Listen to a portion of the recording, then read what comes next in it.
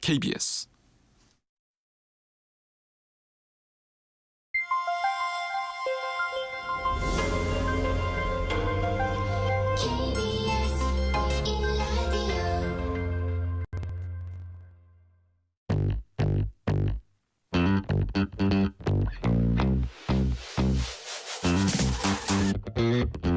KBS 1라디오 뉴스레터 K.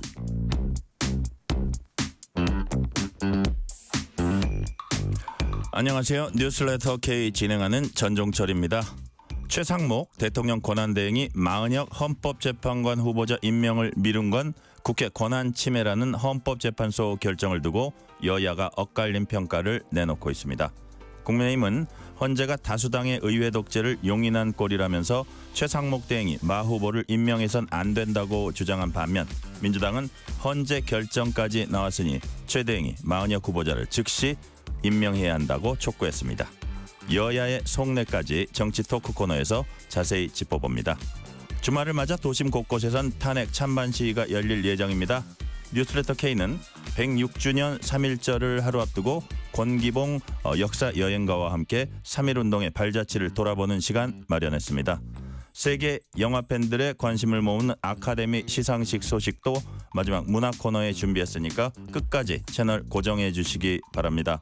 문자샵 9730, 짧은 문자 50원, 긴 문자는 100원, 어플리케이션 콩으로 보내시면 무료입니다. 유튜브 KBS 1라디오 계정 채팅으로도 얘기 나누실 수 있습니다. 문자 보내주시면 추첨을 통해서 커피 쿠폰 보내드릴 테니까요. 여러분의 이야기도 많이 들려주세요. 뉴스레터 K 지금부터 시작합니다.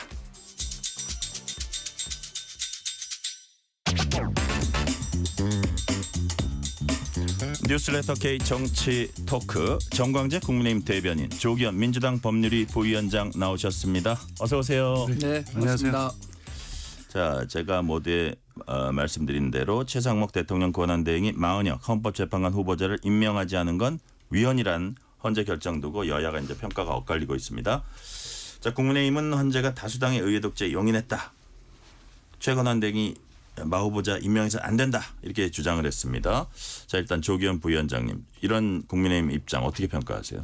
헌법재판소의 결정까지도 이런 방식으로 평가하는 게 맞나요? 그러니까 국민의힘에 대해서 계속 비판을 할 수밖에 없는 게 그 지난번에 이제 체포영장 집행 과정에서는 법원을 공격하고 수사기관의 공수처를 공격하고 그래서 결국에 서부지법 폭동 상황까지 갔고, 이번에 헌법재판소 탄핵심판 결정이 지금 임박해 오면서 헌법재판소를 또 이렇게 공격하는 거 아닙니까? 근데 이 사건 같은 경우에 8대0 재판관 전원일치 판결입니다. 헌법적으로 헌법 111조에 따른 국회 선출 재판관에 대한 임명을 하지 않는 것이 권한침해라는 걸 확인한 겁니다. 그거는 헌법재판소라는 기관이 헌법과 법률에 따라서 판단한 거고요. 그 판단에 따라서 헌법재판소법 66조 2항에 의해서 임명을 해야 됩니다. 근데도 불구하고 임명을 안 하는 것이 당연한 것처럼, 마치 헌법재판소의 결정이 있음에도 불구하고 임명을 안 해도 되는 재량권이 권한대행이 있는 것처럼 주장하는 것은 적어도 이 헌법과 법률 또 그에 따른 헌법재판소의 결정, 우리나라 헌법 사법 시스템을 여전히 부인하고 불신을 계속 부추기고 있다. 이것이 어떤 결과를 초래할지에 대해서 과연 걱정을 하고 있는지 좀 묻고 싶습니다. 자, 정광재 대변인, 네. 그러니까 임명을 해야 한다. 당장 하지 않아도 좋다. 시기의 문제가 또 걸려 있고요. 뭐 기본적으로 헌재 결정이 나왔으니까 뭐 임명을 하기는 해야겠는데 그 시기가 즉시 해야 된다. 그럴 경우에 강제할 수단은 없다. 이런 게 이제 여권 쪽에서 나온 얘기예요. 실제로 헌법재판소가 그런 요지의 판결을 한 거죠. 그렇죠. 임명을 해야 한다. 그런데 그 임명 시기와 관련해서는 규정하지 않았어요. 그러니까 그 임명 시기와 관련해서는 대통령 권한대행에게 선택할 수 있는 여지를 열어놨다. 예를 들어서 이런 올해 안에 임명할게요. 뭐 이런. 예. 그래서 저는 결과적으로는 이 문제는 마은혁 재판관은 임명할 수밖에 없을 거라고 생각합니다. 이게 시기의 문제가 될 뿐이지. 네. 그런데 최상목 권한대행으로서는 지금 본인이 이 권한을 행사해야 하는가, 아니면 한덕수 총리가 그 탄핵된 이후에 판결이 불과 다음 주면 나올 거라고 예상하고 있고, 우리 당으로서는 이거 100% 기각되기 때문에 한덕수 총리가 돌아올 것이라고 가정하고 있단 말이에요. 그게 상정하고 있단 3월 초라고 말이에요. 생각하고 네. 계신 거죠? 그러니까 그렇다면 이 결정을 최상목 권한대행이 해야 되느냐 아니면 한덕수 권한대행이 해야 하느냐 이 문제와 관련해서도 살펴볼 필요가 있다고 생각하는 거죠.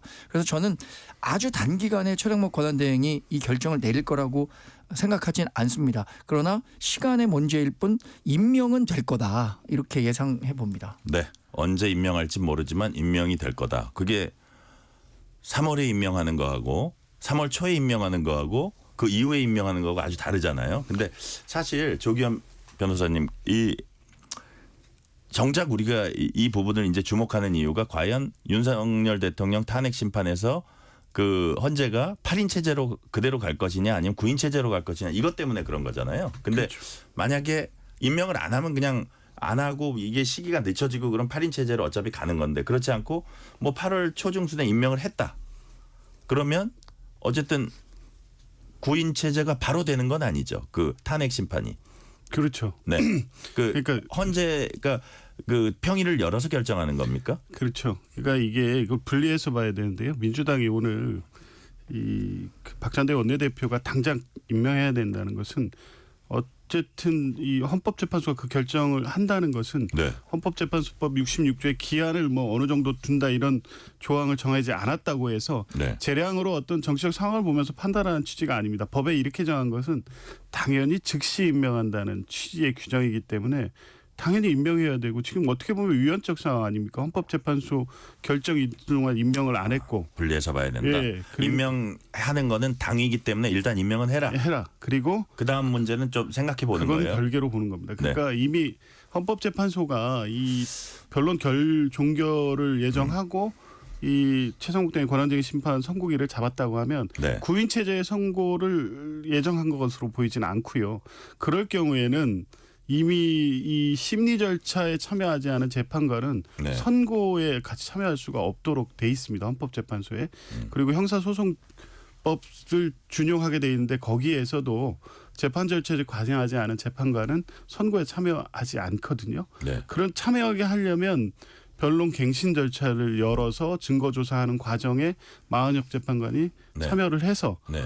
이 심리에 관여를 해야 됩니다. 그런 절차를 굳이 할 필요가 없고 그럴 경우에 또 다른 논란이 야기될 수밖에 없습니다. 예를 들어서 그걸 조금 빨리 하려고 또 간소 절차로 가면 그렇죠. 그러면 이제 대통령 측에서는 예. 원칙대로 해야 된다는 뭐 주장을- 시간 한 달 더 끌더라도 제대로 해라 이렇게 그렇죠. 나오잖아요. 녹음 파일 전부 재생해라 이러면 한 달이 뭡니까? 2달 걸려도 못 끝냅니다. 그래요? 예. 그런 논란을 굳이 야기할 필요가 없고 헌법재판소는 이제 그런 부분을 충분히 고려했을 거기 때문에 8인 체제의 선고를 뭐 예정하고 있는 상황이어서 이게 마은혁 재판관에 임명하고 네. 대통령에 대한 탄핵 심판 절차를 굳이 연계시켜서 뭐 볼 필요는 없다고 봅니다. 오늘 민주당 의원들 얘기를 보니까 즉시 임명해야 그러나 윤 대통령 탄핵 심판은 8인 체제로 가야 이런 얘기들이 조금 나오더라고요. 그게 지금 말씀하신 그런 맥락이죠. 그렇습니다. 그러니까 네. 민주당은 전체적으로 네. 이 탄핵 심판 결과에 대해서 의심이 없습니다. 8명이 하면 8대 0이고 마은혁 재판관이 이러이러한 어떤 사정을 거쳐서 임명된다고 해서 그 선고에 참가하면 9대 0.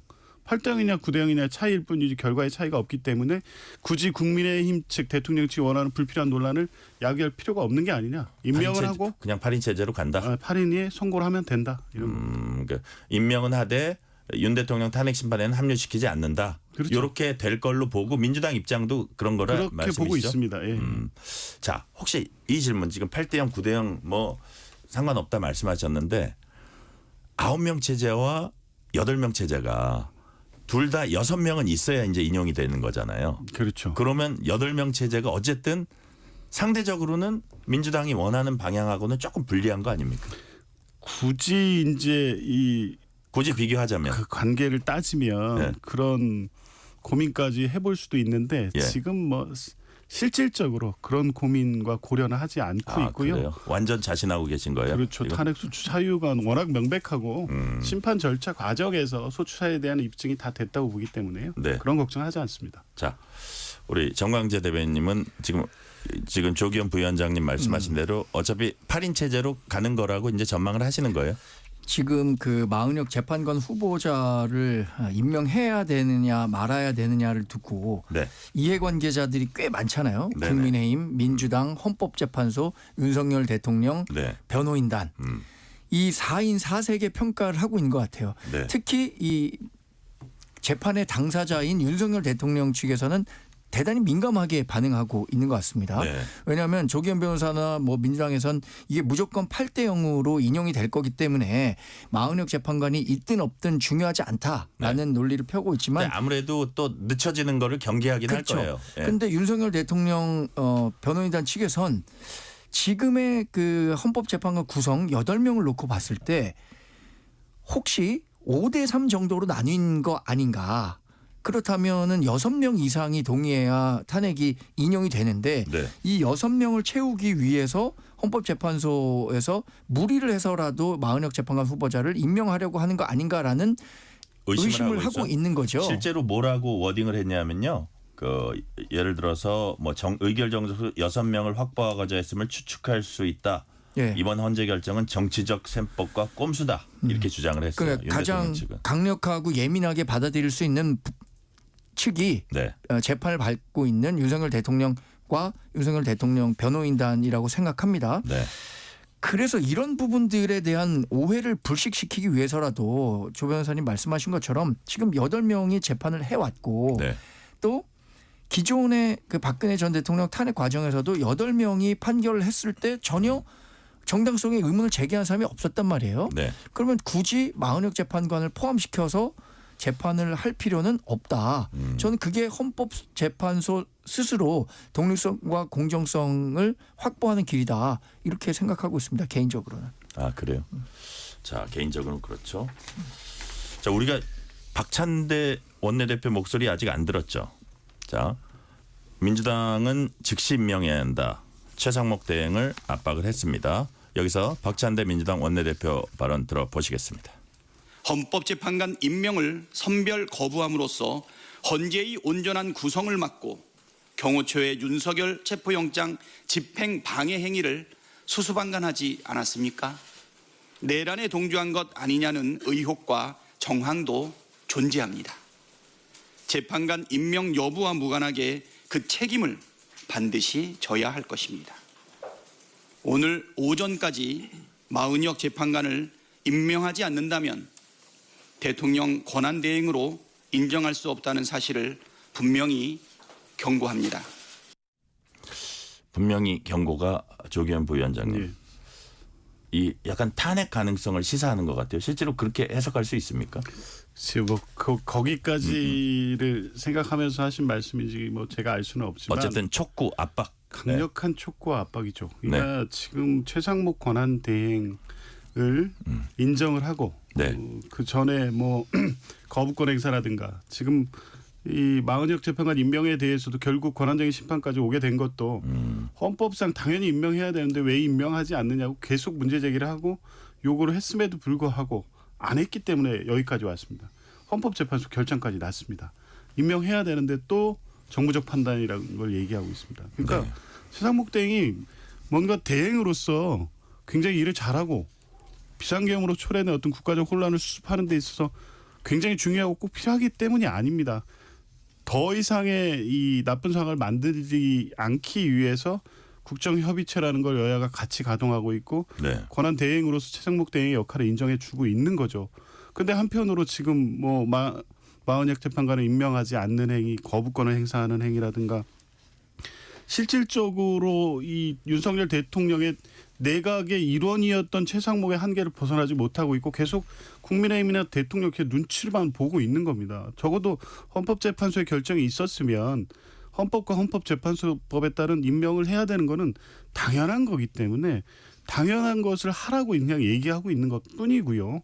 그렇지 않다고 하면 지금까지 상황상 최상목 대행이 이제 뭐 탄핵 심판 결과를 보고 이제 대선 일정까지 나와야 이제 구체적으로 최상목 대행이 언제까지 어떤 역할을 할 수 있을지가 더 이제 명확해지겠습니다만 네. 지금 상태로 계속 가는 게 국가적으로 도움이 되겠느냐 이런 방식으로 국민의힘과 대통령 측의 눈치를 보면서 계속 그런 여론만 따라가서 이게 국민 전체 이익에 맞을 것이냐에 대한 판단을 다시 한번 해볼 수도 있게 되는 상황일 수도 있고 네. 그렇지 않게 하도록 하라고 강력히 경고하는 거죠. 경고하고. 근데 이제 최상목 대행은 헌재 결정 존중한다. 근데 결정문 잘 살펴보겠다.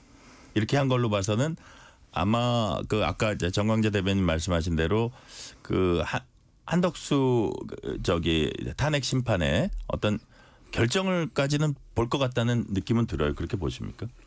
그러니까 그게 납득할 수 없는 납득할 수 이유죠. 없다. 이게 뭐 살펴볼 것도 없어요. 그렇게 네. 길지도 않고 쟁점이 됐던 사안도 분명했고 그거에 대한 판단도 헌법재판소가 명료하게 간단하게 했습니다. 네. 이걸 심각하게 본다는 것은 계속 정치적 눈치를 보고 네. 헌법적 의무를 지금 이행하지 않겠다는 거기 때문에 그런 핑계 대면서 시간 끌 일이 아니다. 네. 이런 경고를 하는 거죠. 근데 이제 어제 이제 결정이 마은혁 헌법재판관 후보자 임명 미룬 건 국회 권한 침해다. 국회 이제 헌재 구성권 침해라는 표현을 썼잖아요. 그런 이제 판단 나온 그 결정될 때까지의 과정을 이제 여권이 좀 비판을 해요. 이걸 저기 조 변호사님께 한 번 더 여쭤보면 그 결정될 때까지 과정 보면 최상목 대행 측이 의장이 국회 의결 없이 단독으로 심판 청구한 건 부적법하다. 이렇게 문제 제기했는 헌재가 이건 각하했고 반면에 국회 측이 이제 우리가 사후 의결조차 좀 거치면 안 되겠냐 했더니 이거 하도록 해줘서 무슨 안건 의결 뭐 결의안도 의결이긴 하지만 결의안. 결의안 형태로 임명 촉구 결의안인가요? 이게 예. 통과시켜서 이게 사후 보완을 했으니까 윤 대통령 저기 민주당 측에 이것도 또 유리하게 해준 거 아니냐라는 비판이 있어요. 이 부분은 어떻게 보세요, 조기현 변호사님? 그러니까 정영식 재판관 등 3인의 소수 의견으로 이 절차 위반 문제가 있다. 그러니까 네. 국회가 이 탄핵 심판 절차, 권한쟁의 심판 절차를 하려면 국회 표결이 있어야 된다. 그거에 네. 따른 명백한 규정이 없기 때문에 해야 된다는 입장에서 소수 의견으로서 그걸 제기하면서 그런데 이제 2월 14일 날 임명 촉구 결의안을 국회가 네. 채택했기 때문에 추인한 걸로서 법률적 효력이 완성됐기 때문에 네. 이것은 권한 침해를 인정한 거죠. 9대 0. 조금 그 보완을 하게 해서. 예, 근데 그렇죠. 혹자가 이런 저기 비유도 해요. 여권에서 나온 비유입니다. 승부차기에서 골을 못 넣었는데 저 키커 다시 바꿔가지고 다른 사람이 이렇게 선정해가지고 다시 오게 해서 골 넣고 골인이다 판정했다. 비유가 됩니까? 그 달라요? 헌법재판 절차도 그렇고 이건 뭐 행정법도 비슷한데요. 네. 절차상의 하자가 있는 경우에는 이것을 추인이라든가 하자를 치유할 수 있는 절차를 진행하면 법적으로 아무 문제가 없습니다. 그리고 이게 쟁점이 됐던 게 최초의 이 권한쟁의 심판 절차를 변론 종결을 했습니다. 1회 기일만 하고. 그런데 예.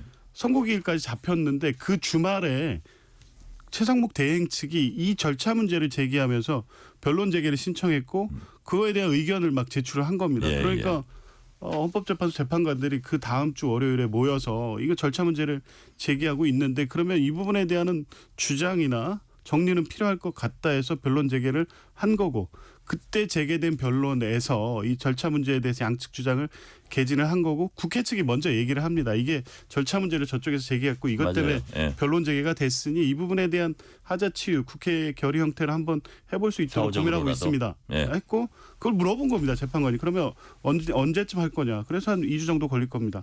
그 절차에 따라 진행한 거고 그런 방식으로 절차적 문제를 치유했고 이 헌법상 표현으로 추인한 것에는 네. 아무런 법률적 문제가 없는 문제가 겁니다. 없다. 예. 정광재 대변인은 네. 어떻게 보세요? 이 상황. 그런데 그 관련한 사안이 처음 불거졌을 때부터 우리 당은 권성동 원내대표가 굉장히 강도 높게 비판했습니다. 절차적 흠결이 있으면은 다시 처음부터 시작해야지. 이런 흠결이 있으니까 심판이 가서 야 이런 흠결이 있으니까 이거 보완할 수 있는 방법은 뭐가 있는지 그거 얼마나 걸리는지 한번 해봐. 이렇게 해갖고 이제 촉구 결의안이 탄생된 거란 말이에요. 처음에 절차적 흠결이 있었을 때 각하했어야 하고 각하 이후에 다시 처음부터 절차를 밟았으면은 우리 당이 이런 정도까지 반발하고 문제를 제기했을 것 같지 않아요. 그런데 실제 문영배 재판관이 재판을 진행하는 과정에서 보여준 모습은 본인은 그렇게 의도하지 않았다고 생각할지 모르지만 재판을 받는 사람 입장 아니면 그것을 들여다보는 사람 입장에서는 충분히 방향성이 있었다라고 문제를 제기할 수밖에 없는 상황에 도달한 거죠. 네. 그 문제에 대해서 헌재 스스로 일정 부분 본인들의 공정성과 관련해서는 훼손한 측면이 있다. 이런 얘기들을 계속 할 수밖에 없는 거죠. 결국에는 이거를 뭐 우리가 불복한다? 아니면 뭐 지금 민주당에서 계속 얘기하는 것처럼 탄핵 재판이 인용되더라도 불복의 밑자락을 까는 거 아니냐 이렇게 얘기를 하는데 저는 개인적으로는 헌법재판소 판결에 대해서 불복이 가능하지도 않고 불복이 있을 수도 없고 우리 당도 해선 안 된다고 생각합니다. 그런데 이 과정에서 드러난 문제점들에 대해서는 국민 여러분과 유권자 여러분께 이런 문제가 있었다라는 점을 알릴 필요는 있다고 생각해요. 자, 정광재 대변인께 하나 더 여쭤볼게요. 이런 가운데 주호영, 나경원 의원 등 국민의힘 의원 76명이 윤석열 대통령 탄핵 심판 과정의 절차적 하자 등을 주장하면서 헌재에 탄원서를 제출했네요. 그 내용이 뭐 어떤 내용입니까? 그러니까 이게 헌법재판소에서 각하 또는 기각이 돼야 된다라는 내용인데 특히 저는 각하 쪽 의견이 많은 것 같아요. 왜냐하면 내란죄를 이 탄핵 사유에서 국회에서 스스로 제외했단 말이에요. 그런데 내란죄는 지금 탄핵 재판이 이루어지는 것의 곁가지가 아닙니다. 2017년에도 박근혜 전 대통령의 탄핵 과정에서 일부 사안들은 형사 재판이 진행되기 때문에 빼고 진행하자라고 해서 그게 선례로 받아들여졌다고 하는데 네. 지금은 내란죄와 관련한 내용이 그냥 몸통 하나인데 그 몸통을 아예 드러내놓고 진행하는 그 탄핵 재판은 절차적으로 맞지 않기 때문에 각하 사유다 이렇게 이야기를 하고 있는 것으로 알고 있고 네. 여기 탄원서 제출한 사람 가운데 그리고 또 지난번에 한남동 관저에서 체포와 관련해서도 큰 목소리를 냈던 분들이 대부분 법조인 출신이라는 점에 판사들이 또 많아요. 놀랐어요. 여기. 그때 당시에도 나경원, 김기현, 장동혁 이런 분들이 다 전직 판사 출신이거든요. 네. 그러니까 우리가 일반인이 생각하는 것보다 법조인들의 관점에서는 그런 절차적인 정당성에 대해서 상당히 큰 의미를 두고 있는 게 아닌가? 저는 그런 판단이 들더라고요. 헌재 재판 이렇게 절차 보면서 나경원 의원 그래 판사 출신이잖아요. 이거 일반 재판에서면 만약에 대법원에서 계속 경고 맞고 뭐 그런 일이라 그러는데 여하튼 그 국민의힘 의원들 주장 조기현 부위원장님 어떻게 보십니까? 그래서 더 이해가 안 되는데요. 국민의힘 이 법조인 출신들이 이 국민의힘 울타리를 벗어나서 객관적 시각으로 보고 그 시각과 법조인의 관점에서 보면 이 주장이 얼마나 엉터리라는 걸 모르지 않을 겁니다. 그냥 정치적 목적으로 주장하고 있는 거고요. 내란죄 뺐다고 하는데 내란죄 뺀 게 아니고요. 그럼 탄핵 소추 의결서 내용 바뀌지 않았고요. 내용 거의 그대로입니다. 내란죄 성립 여부. 형사적 범죄 성립 여부로 그에 따라서 파면돼야 된다는 주장을 하지 않고 내란 행위가 헌법과 법률에 어떻게 위반됐는지를 다투는 거다. 이렇게 그냥 정리한 거죠. 그래서 탄핵 소추 사유는 그대로 있어서 탄핵 소추 의결서의 동일성이 그대로 유지되고 있기 때문에 각하 사유가 전혀 될 수 없고 이건 박근혜 대통령 때 권성동 대표께서 잘 정리해줬고 헌법재판소가 헌법 해석에 의해서 관리로 정립해 놓은 겁니다. 이 부분을 새삼스럽게 주장은 납득할 수 없고 그 뒤에 뭐 이 공정성 문제 계속 제기하고 우리 법 연구에 주장하고 하는데 이 부분도 일관성이 있어야죠. 선택적으로 주장하면 안 되잖아요. 그러니까 단적인 예로 들면 이재명 대표 1심 그 공직선거법 1년에 2년 그러니까 민주당이나 그 주변에서 누구도 예상하지 못한 중형을 선고한 재판관은 아마 국제인권법 연구회 출신일 겁니다. 그리고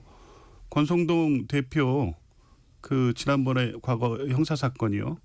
그 사건 재판관이 이순영 이번에 체포영장 1차 발부했던 판사였습니다. 그때 경의를 표한다는 입장을 표했잖아요.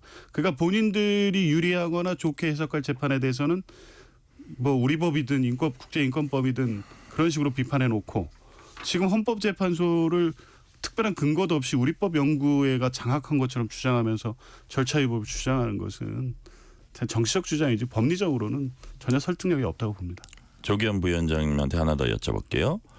오늘로 예정됐던 여야정 국정협의체 일정이 취소됐습니다. 민주당은 마은혁 후보자 임명을 안 한 최상목 대행과 대화하기 어렵다면서 참석을 보류했습니다.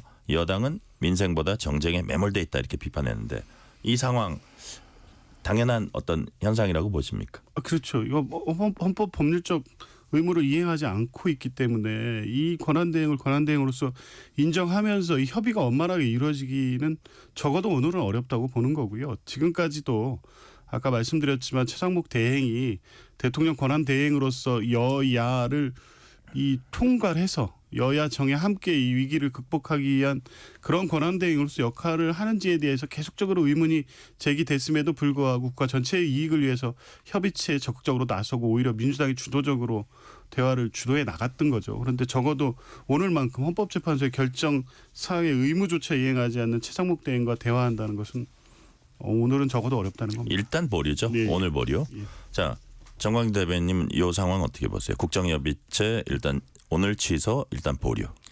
일단 보류라니까 환영합니다. 오늘은 아쉽지만 네. 빨리 복귀하길 바라는 마음이고요. 민주당이 계속 민생과 경제를 얘기합니다. 그런데 지금과 관련한 문제는 정쟁의 영역으로 있는 부분이잖아요. 정치적 해석 관계, 정치적 이해관계 때문에 발생하는 문제고 이것이 설령 좀 차이가 있다고 하더라도 네. 민생을 논하는 문제에서는 치열하게 와서 같이 협의하고 대화했으면 하는 바람이었는데 그러지 못해서 아쉽다는 측면이고요. 사실 전 개인적으로 연금 개혁과 관련한 문제는 네. 정말로 하루빨리 여야가 머리를 맞대서 풀어야 하는 문제라고 생각하고 여기에 관해서는 여야 모두 일부라도 조금씩이라도 좀 뭐랄까요? 양보하는 어떤 그런 모습이 필요하다고 정치적 생각합니다. 상황에 완전히 상관없이 하자. 아니, 이런 왜냐하면- 뜻으로 말씀하시는 네. 것 같아요. 왜냐하면 지금 아시겠지만 국민연금이 하루에 900억, 885억씩 적자고요. 예. 이거를 해결하지 않고는 정말 대한민국이라는 나라가 존재하기 어려울 정도의 시급한 문제인데 이게 2015년에 박근혜 전 대통령 시절에 일부 공무원 연금 개혁했던 거를 제외하면 연금 개혁과 관련해서 네. 전혀 진전이 없었습니다. 이거는 사실 인기를 깎아먹는 정책이기 때문에 인기 많은 대통령 시절에 집중적으로 이루어졌어야 함에도 불구하고 사실 문재인 정부 때 하나도 이게 이루어지지 못한 부분 되게 개인적으로 아쉽게 생각하고 있거든요. 그러면 지금과 같은 상황에서라도 하루빨리 이 문제가 해결해야 된다고 생각합니다. 네. 이 시간 교통 상황 알아봅니다. 라디오 교통정보센터 김민혜 리포터 나와주세요. 네, 이 시각 교통정보입니다. 연휴를 앞둔 금요일이라 오후 내내 이동량 많았는데요. 퇴근 시간도 다가오면서 이동량 더 늘었습니다.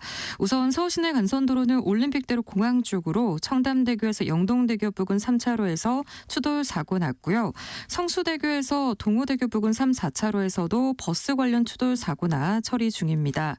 고속도로도 이동량 많은데요. 이 서해안고속도로 서울 쪽 서평택 분기점 부근 1차로에서는 승용차 사고 났고요. 논산 천안고속도로 논산 천안 쪽도 정안 나들목 광정교 부근에서도 사고나 처리를 하고 있습니다. 남해 제1지선 창원 쪽도 마산 요금소 부근 1차로에서 승용차 사고나 처리 중인데요. 뒤쪽으로 4km가량 밀리고 있고요. 또 중앙고속도로 춘천 방향도 대동 요금소 부근 1차로에서 승용차 사고나 처리하면서 6km가량 정체입니다. KBS 교통정보센터였습니다. 퇴근길 당신과 함께 읽는 세상 이야기 KBS 일라디오 뉴스레터 K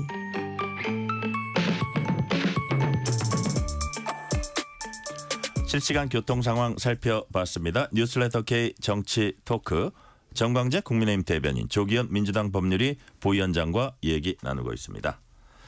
자, 국민의힘이 중앙선거관리위원회에 대한 특별감사관법을 당론으로 발의하고 한시적 국정조사 및 선관위 사무총장 인사청문회 도입 등도 추진하겠다고 밝혔습니다. 권성동 원내대표 발언 들어보시겠습니다. 이제는 중앙선관위에 대해 한시적인 국정조사법을 도입해서 감사원에 준하는 조사 및 처분 권한을 부여하여 부정과 비리를 바로잡을 수 있도록 해야 합니다. 나아가 선관위 견제 감시를 강화하기 위해 선관위의 실무 책임자인 사무총장에 대한 국회 인사청문회도 도입하겠습니다. 앞으로 국민의힘은 당 차원에서 무소불위 마피아 선관위를 견제하고 감시하기 위한 제도적 장치를 고안해 나가겠습니다. 자, 정광재 대변인님, 네. 이게 이제 이런 법안을 발의를 했는데 이게 아무래도 어제 헌재 선관위에 대한 판단이 있었잖아요. 네. 이거하고도 연관이 되는 거죠? 그 연장선상에 있다고 봐야겠죠. 사실 선관위에 대해서 감사원이 감사를 할 수 있느냐 없느냐 문제 때문에 선관위가 이 헌법 소원을 냈던 거잖아요. 네네. 권한쟁의 심판을 했었던 거고 예. 결국에는 그 헌법 해석과 관련한 문제는 헌재에서 최종 결정을 내리기 때문에 실제 앞으로 감사원은 헌법 그 선관위에 대해서 감사를 진행할 수 없다. 이렇게 된 거잖아요. 네. 근데 그동안 진행됐던 감사원의 선관위 감사 결과를 보면 지난 10년 동안 거의 1000여 건에 가까운 네. 비리들이 감사원 적발이 된 거잖아요. 근데 이것을 그러면 정말 자체적인 선관위의 자정 노력으로만 가능한 건지 아니면 최소한 갖고 있는 국회에서 갖고 있는 국정감사 네. 이건 이건 정말 최소한의 수준에서밖에 이루어지지 않거든요. 이런 문제들을 해결하기 위해서는 이 특별감사관법이 필요하다라고 해서 제기를 한 건데 사실 이 당론으로 제기한다고 하더라도 우리 당이 소수당이기 때문에 민주당이 동의해 줘야 민주당이 되죠. 동의하지 않으면은 이게 현실적으로 법제화되기가 어려운 상황입니다. 민주당이 어떤 태도를 갖고 있는지 한번 들어볼까요? 들어봐야 될 것 예, 같아요. 조기현 부위원장님, 이 수용할 딱 태세가 돼 있습니까?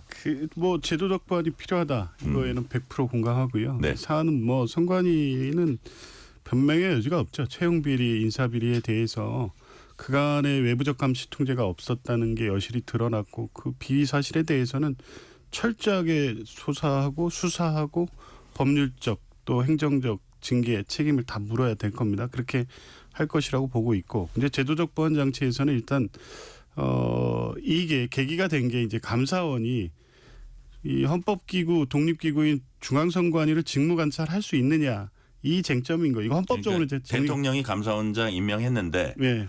독립적 헌법기관인 선관위를 그 감사원이 감사하는 게 맞느냐? 어쨌든 헌재는 안 맞다 이렇게 한 거잖아요. 그렇죠. 독립된 예. 헌법기관이니까 감사헌법에 국회 헌법재판소 법원 외에 이제 중앙선관위가 명시되지 않았다고 하더라도 네.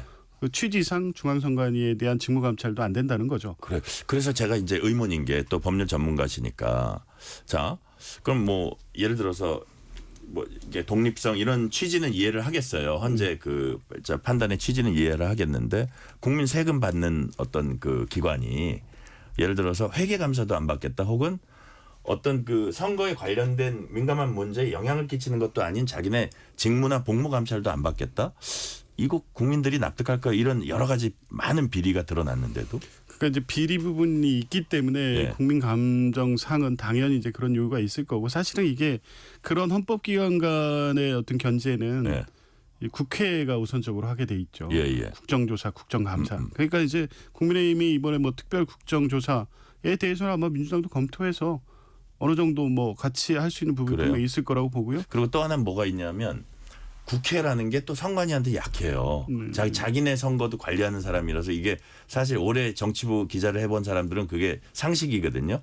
선관위 국정감사하면 그렇게 세게 못한다는 게 많은 정치부 기자들의 이제 평가인데 여하튼 뭐 그거는 이제 주관적인 그 생각일 수는 있어도 그런 게 국회가 선관위를 국회 국정감사를 통해서 하는 게 하나의 좀 어느 정도 제한이나 한계가 있다는 거 하나하고 그다음에 이제 헌재가 선관위의 자체적인 어떤 그런 거를 좀 주문을 했잖아요. 네. 그런 부분을 과연 믿을 수 있냐 이거죠.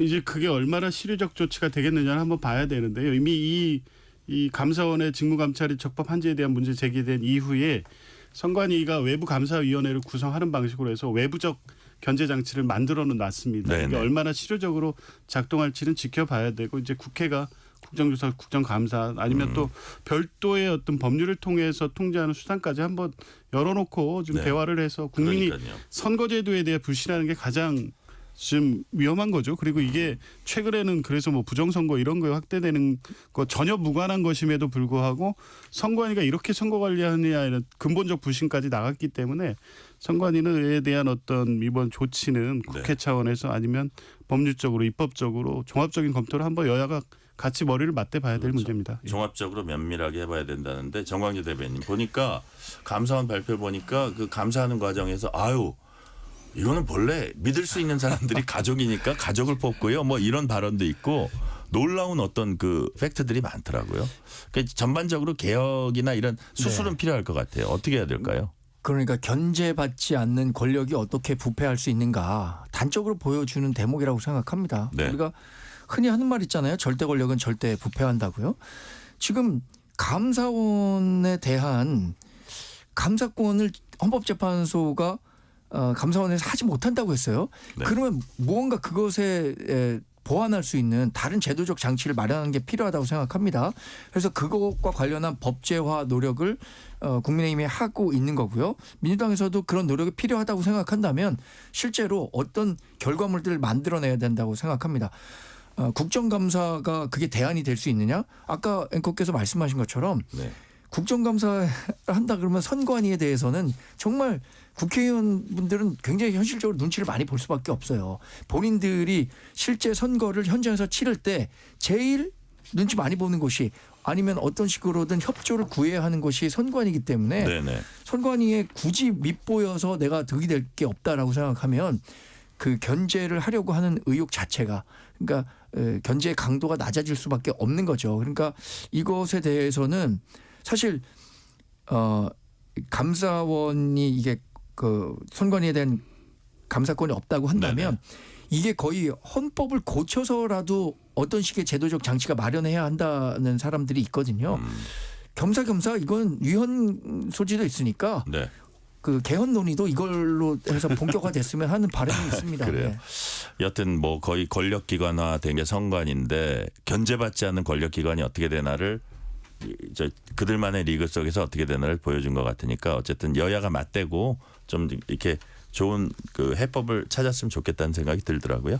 자, 다음은 여론조사 얘기입니다. 한국갤럽이 지난 25일부터 27일 사흘간 전국 만 18세 이상 1000명 상대로 전화조사 인터뷰 방식으로 여론조사를 했더니 윤 대통령 탄핵 찬성 59%, 탄핵 반대 35%로 집계됐습니다. 중앙선거 여론조사 심의 홈페이지 참조하시면 되는데, 자 탄핵 찬성 소폭 감소하고 탄핵 반대 약간 증가했는데 자세히 보니까 중도층에서 거의 10명 중 7명이 탄핵에 찬성하는 것으로 나타났어요. 자, 조기현 부위원장님 어떻게 보세요? 그 작년 이 12월 14일 탄핵소추 의견의 국회 통과 이후에 네.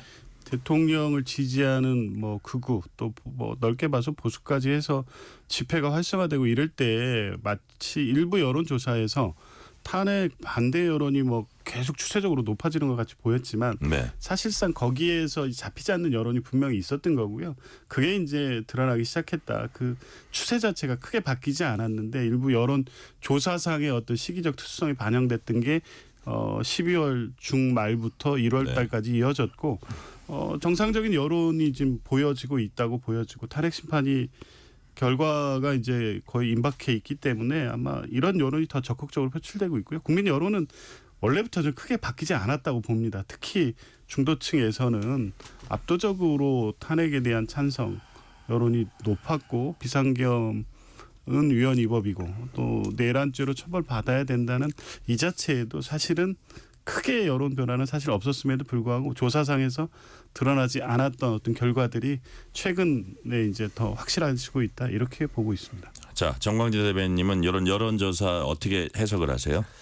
우리 당의 대단한 위기 신호라고 생각합니다. 우리 당이 사실 계엄을 거치고 또 탄핵을 거치면서 분열하고 다시 또 강경 지지자들을 중심으로 해서 그분들의 목소리가 크게 대표되고 이런 시기가 있었는데 실제로 만약에 탄핵이 인용이 돼서 정권 재창출과 정권 교체 가운데 어디를 선택하느냐라고 생각한다면 정권 교체 여론이 계속 높고 중도층에서도 탄핵 인용 가능성을 훨씬 더 높게 본다는 것은 이게 만약에 조기 대선으로 치러진다면 우리 당의 정권 재창출 가능성을 그만큼 낮게 보고 있다라는 신호로도 해석할 수 있기 때문에 어떤 식으로든 우리 당의 변화가 필요하다라고 볼 수 있고요. 그 탄핵 재판이 진행되는 과정에서 윤석열 대통령 변호인단이나 대통령은 계엄의 불가피성을 계속해서 강조를 했던 거잖아요. 근데 그 부분에 대해서 과연 중도층이 설득이 됐느냐, 설득하는데 많이 좀 미흡했던 거 아니냐라는 성적표를 지금 중도층의 여론이 반영하고 있는 거 아닌가 이렇게 해석해 봤습니다. 네. 자, 민주당 이재명 대표가 오늘은 김동연 경기지사 만납니다. 이전에 이 대표의 중도 보수 발언제 비판을 하기도 했었는데 김동연 지사가 어제 임종석 전 청와대 비서실장 만나서 이렇게 만나는 모습을 보니까 임종석 실장 그 특유의 판대소하는 모습을 약간 허그, 약간 퐁도 가볍게 하고 앉아서 뭐라 그랬냐면 통합에 이제 공감하면서도 이재명을 넘어설 인물을 지지할 것이다. 좋은 소리보다 쓴 소리 많이 하겠다. 이재명을 넘어설 사람을 지지하겠다. 이 말을 면전에서 하긴 참 쉽지 않은 말인데 조기현 그러니까요. 부위원장님 어떻게 보셨어요? 쓴소리 많이 하겠다는 오히려 좀 듣기 좋은 얘기일 수도 있죠. 그러니까요. 근데 이재명을 넘어서는 후보를 지지하겠다는 그걸 굳이 면전에서? 면전에서 예. 그게 뭐 그러니까 일반적인 모습은 아니었잖아요. 예, 그렇죠. 네. 본인이 워낙 지금까지도 SNS 등을 통해서 네. 명확하게 본인 입장을 천명해 왔기 때문에 그러시군요. 예. 그 연장선에서 볼 일이고 뭐 그 앞서서는 내란 그 상황의 신속한 종식 정권 교체 민주 진영 또 네. 민주당 내부에서 다 힘을 모아야 된다라는 거에 총론적으로 공감이 있기 때문에 그럼 뭐 대선 일정이 공식화되면 네. 그 이후에는 당내 경선이 아주 짧은 기간에 치열하게 벌어질 수밖에 없고 그 과정에서 나올 수 있는 목소리를 선제적으로 그냥 했다고 보고요. 뭐 네. 이재명 대표가 그것 때문에 특별히 어떤 통합행보에서 어떤 뭐 결을 나누거나 이 임종석 전 실장에 대해서 특별한 어떤 사감을 갖거나 이럴 정도의 문제는 아니라고 봅니다. 네. 정광희 대변인. 이제 만날 만한 사람은 다 만났는데 뭐 이낙연 전 총리는 빠져 있다 뭐 이런 얘기도 있고 한데 자, 이게 통합 행보고 어쨌든 우리가 그 국정 혼란을 수습하는데 또 이게 새로운 어떤 정권을 창출하는데 힘을 모으자 이런 취지라 그러는데 그거를 조금 뭐라 그럴까 좀 모질게 해석하면 내가 가는 길에 방해되지 말아주세요. 뭐 이런 식으로 해석을 내놓은 사람도 있습니다. 어떻게 보세요? 그러니까 이재명 대표가 민주당 내에서 갖고 있는 권력의 정도가 워낙 공고하다 보니까 그런 해석을 하는 분도 있지만 저는 네. 그래도 지금은 이재명 대표가 적어도 가장 권력이 약한 시점 아닌가 싶어요. 왜냐하면 자기 이제 경선도 통과해야 되고 대선에서 당선이 되는 게 목표일 거 아닙니까? 조기 대선이 치러진다면. 네. 그러면 정말 과하지옥이라도 내가 견뎌서 저분들과 그렇게 뭐 같이 결이 같아서 정치를 하고 싶지 않다고 하더라도 네. 지금은 저분들의 도움이 필요하다라는 심정, 절박한 심정이 있는 게 아닌가 싶은데 뭐 이런 표현을 썼습니다. 지금은 토끼를 사냥하는 시즌이에요. 그러면 사냥개를 잘 길들여야 하는 시기인데 결국 만약에 이재명 대표가 토끼 사냥이 끝난다면 그 토끼 사냥에 동원됐던 사냥개들은 결국 소트로 들어가는 거 아닌가 이렇게 예상해 봅니다. 자, 다음 달 북콘서트 열고 본격적 정치 행보 나서기로 한 한동훈 전 국민의힘 대표가 만에 하나 올해 대선이 열리고 대통령에 당선된다면 개헌을 이끌고 3년 뒤인 2028년에 물러나겠다고 했습니다. 조기현 부위원장님 어떻게 평가하십니까?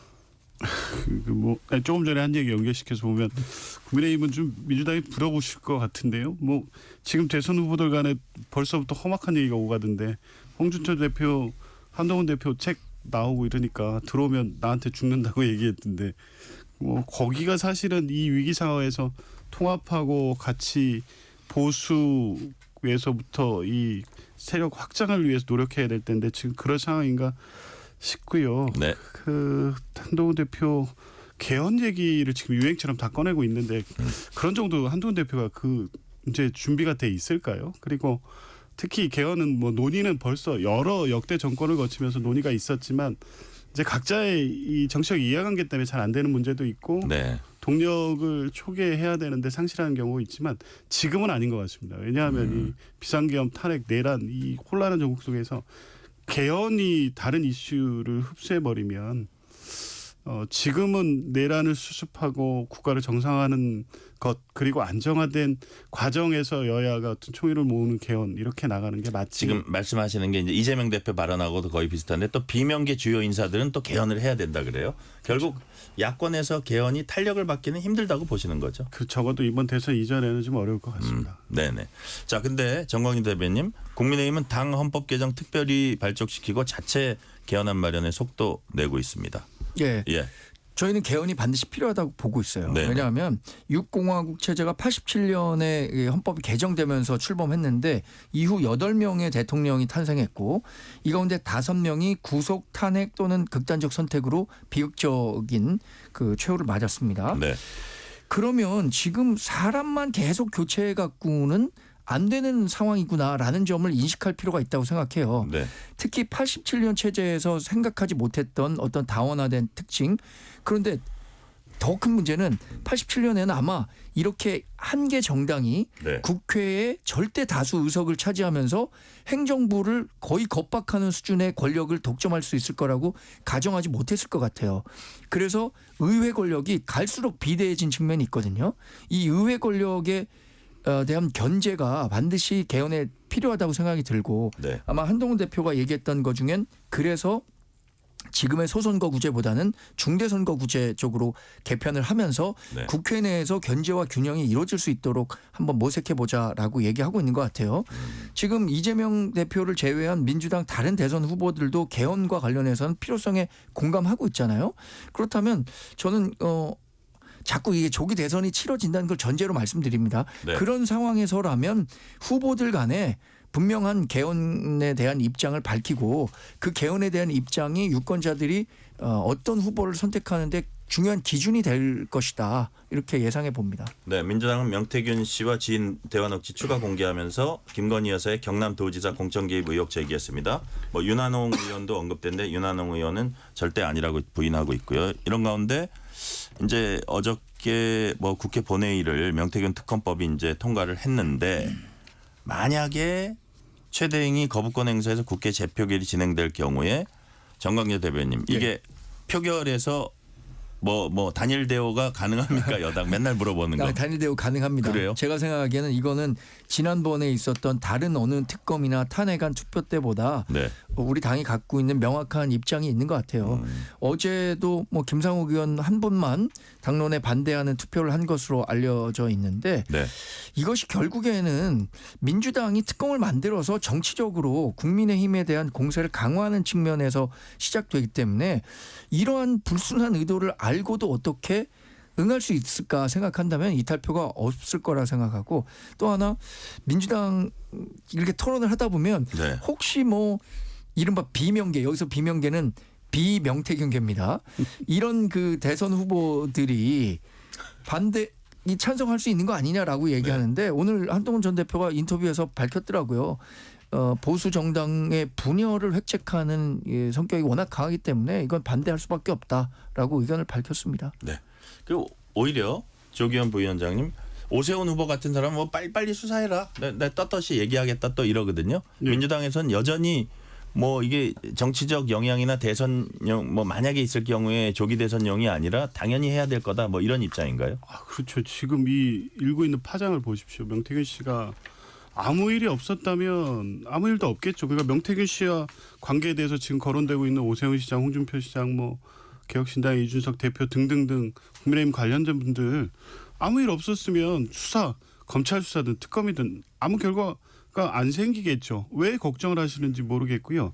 그러기에는 이미 명태균 씨와 관련된 구체적 물증, 진술, 녹취록들이 마구 쏟아져 나오고 있습니다. 근데 검찰이 벌써 작년부터 수사했는데 네. 이 대통령이나 김건희 여사 관련 수사라든가 주요 정치인에 대한 수사가 지금 제대로 됐습니까? 중앙지검으로 이 수사가 일부 넘어오긴 했는데 그게 제대로 진상 규명을 위한 수사가 안 될 거라는 걱정이 많습니다. 오세훈 시장 대선 후보로 뭐 여전히 이제 유력한데 실제 수사를 해서 책임 규명을 할 것인지 아니면 그 후원회장 등 당의 일부 여론조사의 문제로 끊어주기를 하고 정리를 해줄지 이런 얘기가 계속 나오고 있기 때문에 네. 오세훈 시장이 그렇게 결백하고 아무 문제가 없었다면 오히려 신속한 특검을 통해서 문제를 빨리 정리하는 게 대선 행보든 뭐 국민의힘의 내부적 분열과 갈등이든 더 도움되는 거 아닌가요? 네. 자, 내일 3.1절에 윤 대통령 탄핵 반대 집회, 찬성 집회가 광화문, 종로, 여의도 일대에서 열릴 예정입니다. 의원들도 다수 참석할 걸로 알려졌습니다. 뭐 좀 크게 열릴 가능성도 이제 전망이 되는데 조기현 부위원장님은 내일 집회 어떤 모습일 걸로 전망하세요? 뭐 이제 최초 탄핵 소추 결의 의결된 이후에는 사실은 뭐 탄핵에 찬성하는 시민단체나 시민들이 적극적으로 이 거리에서 이 목소리를 내지는 않았습니다. 그럴 네. 필요가 없었던 거죠. 왜냐하면 탄핵 심판 절차가 헌법재판소로 진행되고 있고 우여곡절이 있었지만 뭐 수사도 공수처 체포영장 또 검찰의 구속 기소로 이어졌기 때문에 헌법과 법률에 의한 이 절차를 지켜보면 됐지만 이제 그 과정에서 대통령 탄핵에 반대하고는 그 정도를 넘어서 극우적 주장이 난무하고 사법기관을 공격하고 최근에 또 헌법재판소 네. 결과 여하에 따라서는 거기를 또 예. 뭐 물리적으로 공격하자 이런 게 또 SNS에 많이 돌고 있기 때문에 네. 이런 부분에 대해서 당연히 탄핵을 찬성하는 어떤 시민사회의 목소리를 내고 있고 민주당도 당연히 같이 해야 된다 이런 입장입니다. 정광재 대변인 예. 죄송하신데 한 20초만 말씀하셔야 될 것 예. 같아요. 예. 뭐 평화적으로 네. 광장의 목소리가 전달되는 건 중요한데 그것이 헌법재판소 결정에 영향을 미쳐서는 저는 안 된다고 생각해요. 그것이 우리가 갖고 있는 삼권 분립의 원리라고 생각합니다. 여튼 자신들의 주장을 평화적으로 주장하는 것은 문제가 없다. 네. 그렇게 보시는 거죠. 자, 오늘 말씀은 여기까지 듣겠습니다. 지금까지 정광재 국민의힘 대변인, 조기현 민주당 법률위 부위원장이었습니다. 지금까지 말씀 감사합니다. 고맙습니다. 네, 고맙습니다. 뉴스레터 K 1부 마치고 2부가 이어집니다.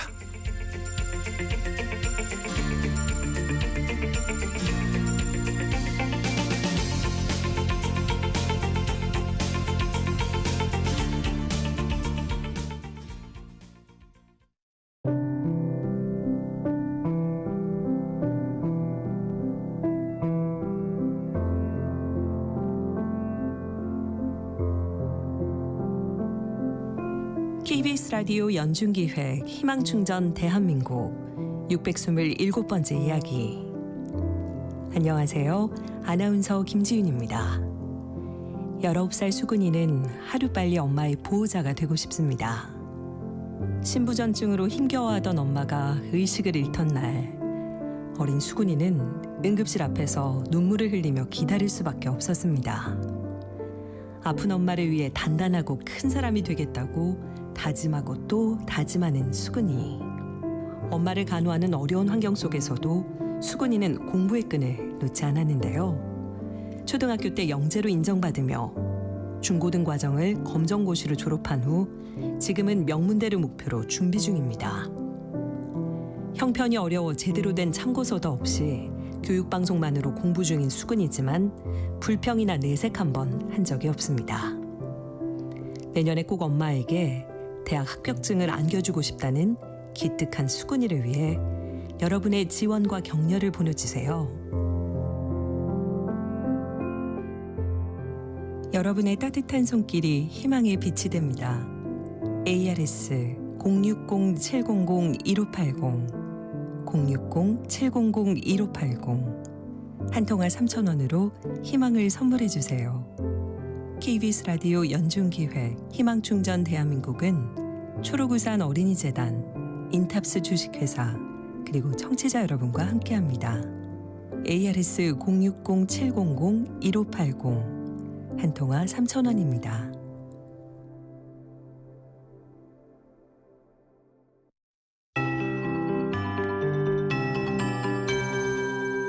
KBS 58분 날씨. 2월의 마지막 날인 오늘도 이른 봄 날씨가 이어졌습니다. 남서쪽에서 따뜻한 공기가 유입되면서 모레 일요일까지 평년 기온을 크게 웃돌겠는데요. 내일 아침에도 서울과 전주 4도, 대구 3도 등 크게 춥지 않겠고요. 낮 기온은 서울 12도, 전주와 대구 15도까지 오르겠습니다. 모레 일요일에도 대부분 지역에서 낮 기온 10도 안팎까지 올라 평년 이맘때보다 포근하겠습니다. 3일절 연휴 기간 내내 하늘 표정은 흐리겠는데요.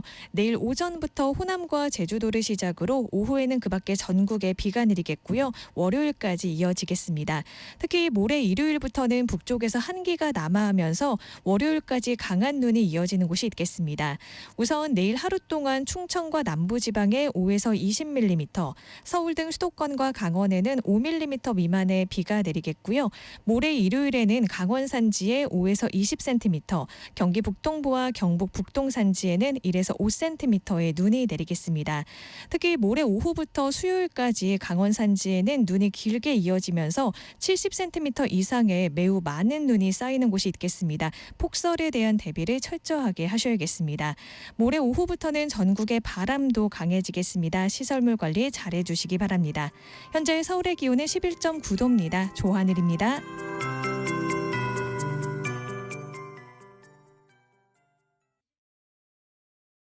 정성을 다하는 국민의 방송 KBS가 6시를 알려드립니다. AM 711kHz, FM 97.3MHz, KBS 1라디오입니다. HLKA.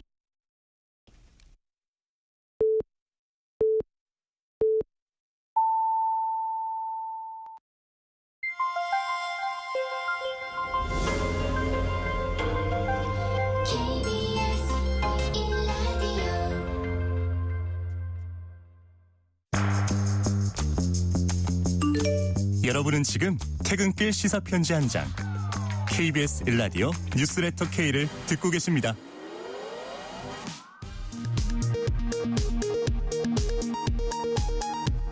이 시각 라디오 정보센터 뉴스입니다.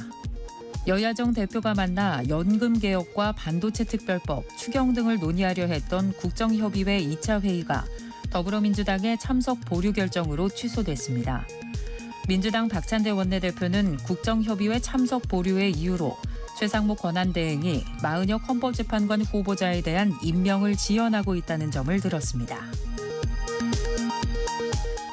국민의힘은 국정협의회가 취소된 것에 대해 야당이 민생보다 정쟁에 매몰돼 있다며 강하게 유감을 표했습니다. 12.3 비상계엄에 가담한 혐의를 받는 군과 경찰 지휘관 9명이 불구속 상태로 재판에 넘겨졌습니다. 검찰 비상계엄 특별수사본부는 이상현 제1공수특전여단장과 김현태 707 특임단장 등 군경 지휘관 9명을 내란 중요 임무 종사 등의 혐의로 불구속 기소했습니다. 코스피가 어제보다 3% 넘게 하락한 2,532선에서 장을 마감했습니다. 2,600선이 깨진 건 9거래일 만입니다. 트럼프 행정부의 관세 정책이 발표되면서 미국 주요 지수가 하락한 영향입니다. 원달러 환율도 20원 오른 1,463원에 마감하면서 약 2주 만에 다시 1,460원을 넘어섰습니다. 국민연금공단 기금운용본부는 2024년 말 기준 국민연금 기금의 적립금이 1,213조 원, 수익금 160조 원, 수익률 15%를 기록했다고 오늘 밝혔습니다. 수익률 15%는 1988년 국민연금에 기금이 설치된 이후 가장 높은 수익률입니다. 지금까지 라디오 정보센터 뉴스 편유이였습니다.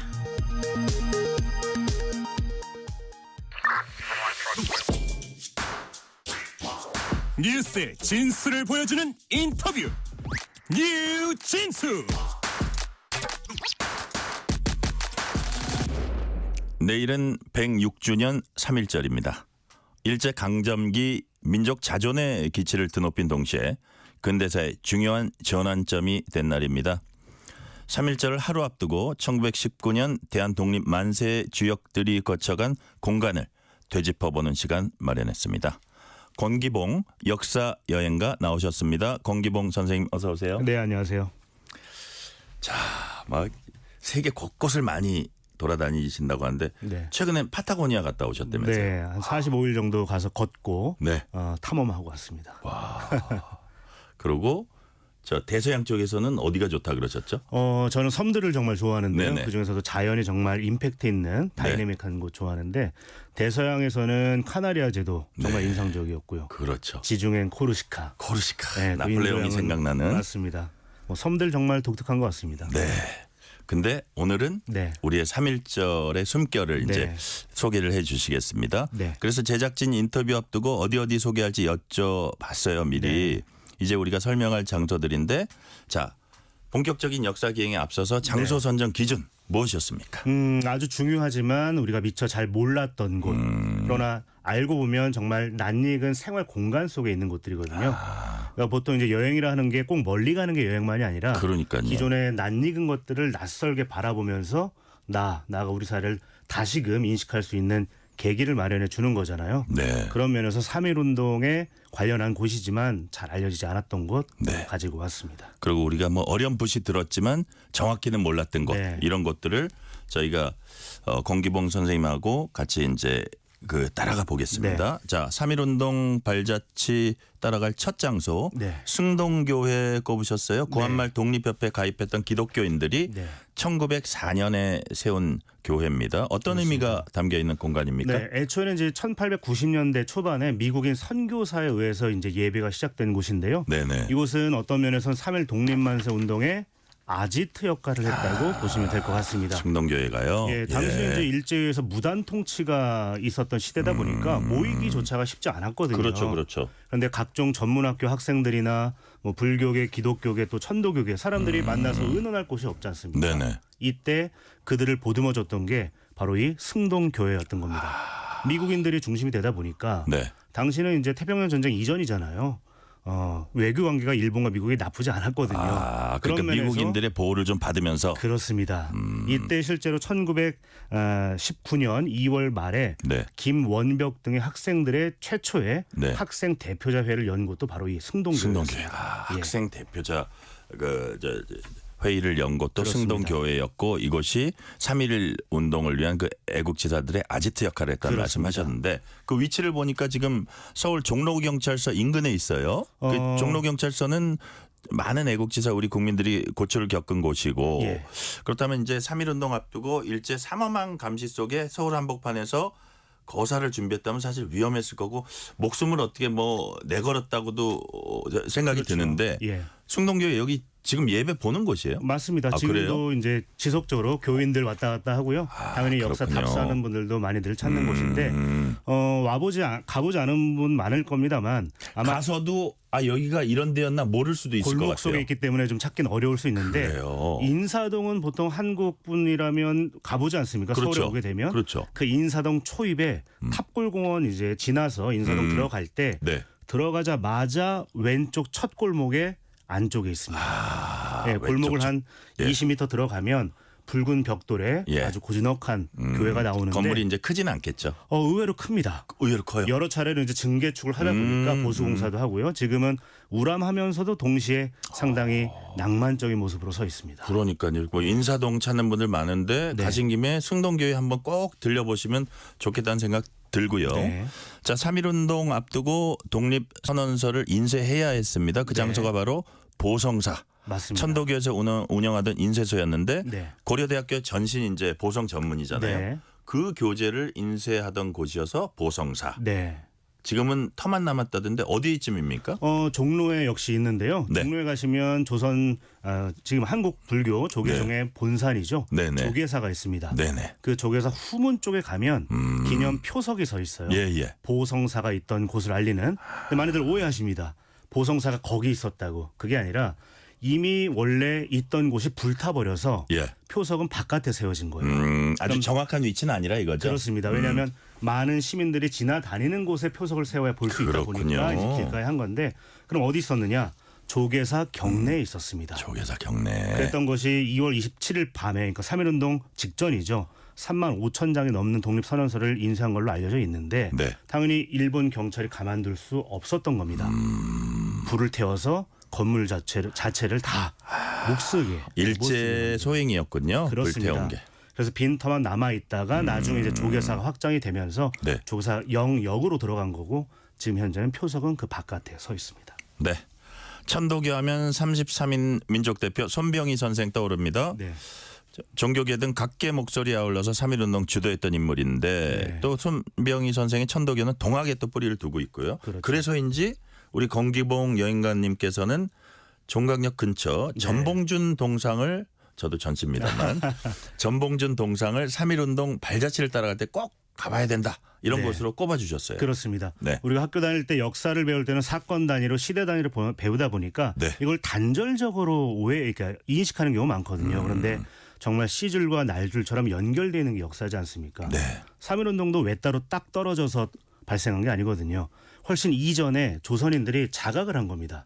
나도 인간이다라고 하는, 즉 기존까지는 그냥 말 그대로 이름도 없었던 사람들이 이름을 갖게 되는 거죠. 네. 그런 과정에서 자각을 하는 계기가 있었는데 그게 바로 동학이었던 겁니다.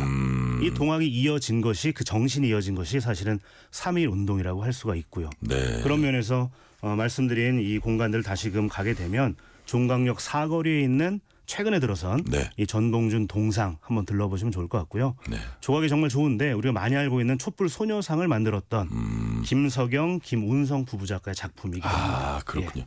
저는 꼭 가봐야 될 것 같아요. 예. 자, 한 가지 짚어볼 게 왜 하필 3월 1일이 거사일이 됐냐 이런 건데 네. 고종 장례일이 아마 3월 3일이었을 거예요. 그렇습니다. 그 이틀 전을 택한 특별한 이유가 있습니까? 일단은 많은 사람들이 모이는 이제 날을 택해야 했고요. 그런 면에서 요일도 중요했습니다. 네. 동시에 많은 사람들이 지방에서 또 올라오는 경우들도 있었는데 그때 지금은 이제 우리가 서울역이라고 하지만 네. 한때는 경성역이라고 했고 그 이전 남대문역이라고 했던 이 역까지의 그 노선도 네. 그 시간대를 보면 또 날짜를 보면 이 3월 1일이 가장 적합했다. 여러 이유들이 있긴 합니다. 네. 그중에 그것도 빼놓을 수 없는 이유 중에 하나입니다. 사람들이 많이 모여야 한다. 그런 걸 그렇습니다. 계산했다는 네. 말씀이시고요. 자, 3.1절 하면 빼놓을 수 없는 곳이 바로 음식점 태화관입니다. 네. 민족 대표 33인의 독립선언서 낭독 장소. 네. 지금 서울 종로구 인사동으로 돼 있고 지금 빌딩이 들어서 있다고 해요. 네. 근데 태화관이 네. 제 기억이 맞다면 역사적으로 이게 숱한 우여곡절이 있었어요. 그렇습니다. 애초에는 그 헌종의 후궁이죠. 경빈 김 씨의 집으로서 만들어진 곳이었습니다. 네. 근데 이제 시대가 좀 혼란한 시대다 보니까 1907년에 국내부 대신 이윤용의 차지가 돼버려요. 근데 이 이윤용이 누구냐? 바로 이완용의 형입니다. 결국엔 나중에 이 이완용이 이 집을 물려받게 되는데 예. 이완용 여기서 계속 살진 않았어요.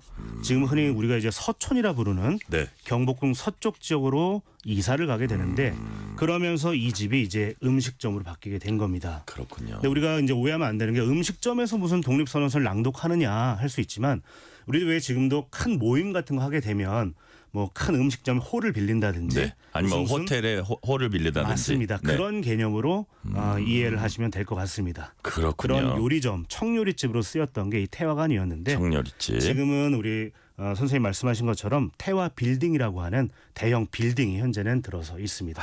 지금은 빌딩이 들어서 예, 있다. 물론 가시면 표석으로 역시나 3.1 독립혁명의 시발지다 하는 것들을 알려내는 그런 것들이 있고요. 이완용 형제가 살았다. 네. 자, 태화관에 모였던 민족 대표들은 독립선언서 낭독 후에 곧바로 일제 연행됐습니다. 네. 근데 3.1 운동이 대중적으로 좀 공식화된 장소로 또 탑골공원이 꼽히기도 하는데요. 네.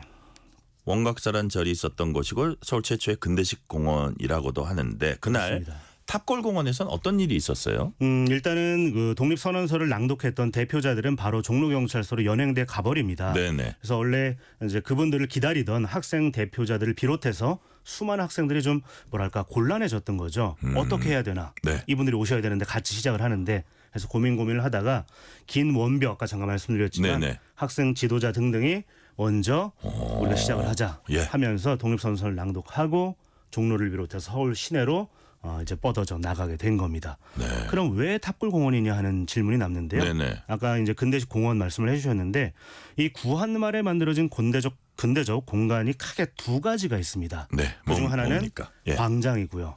또 하나는 공원입니다. 네. 그렇게 해서 만들어진 것 중에 하나가 지금의 서울광장이고요.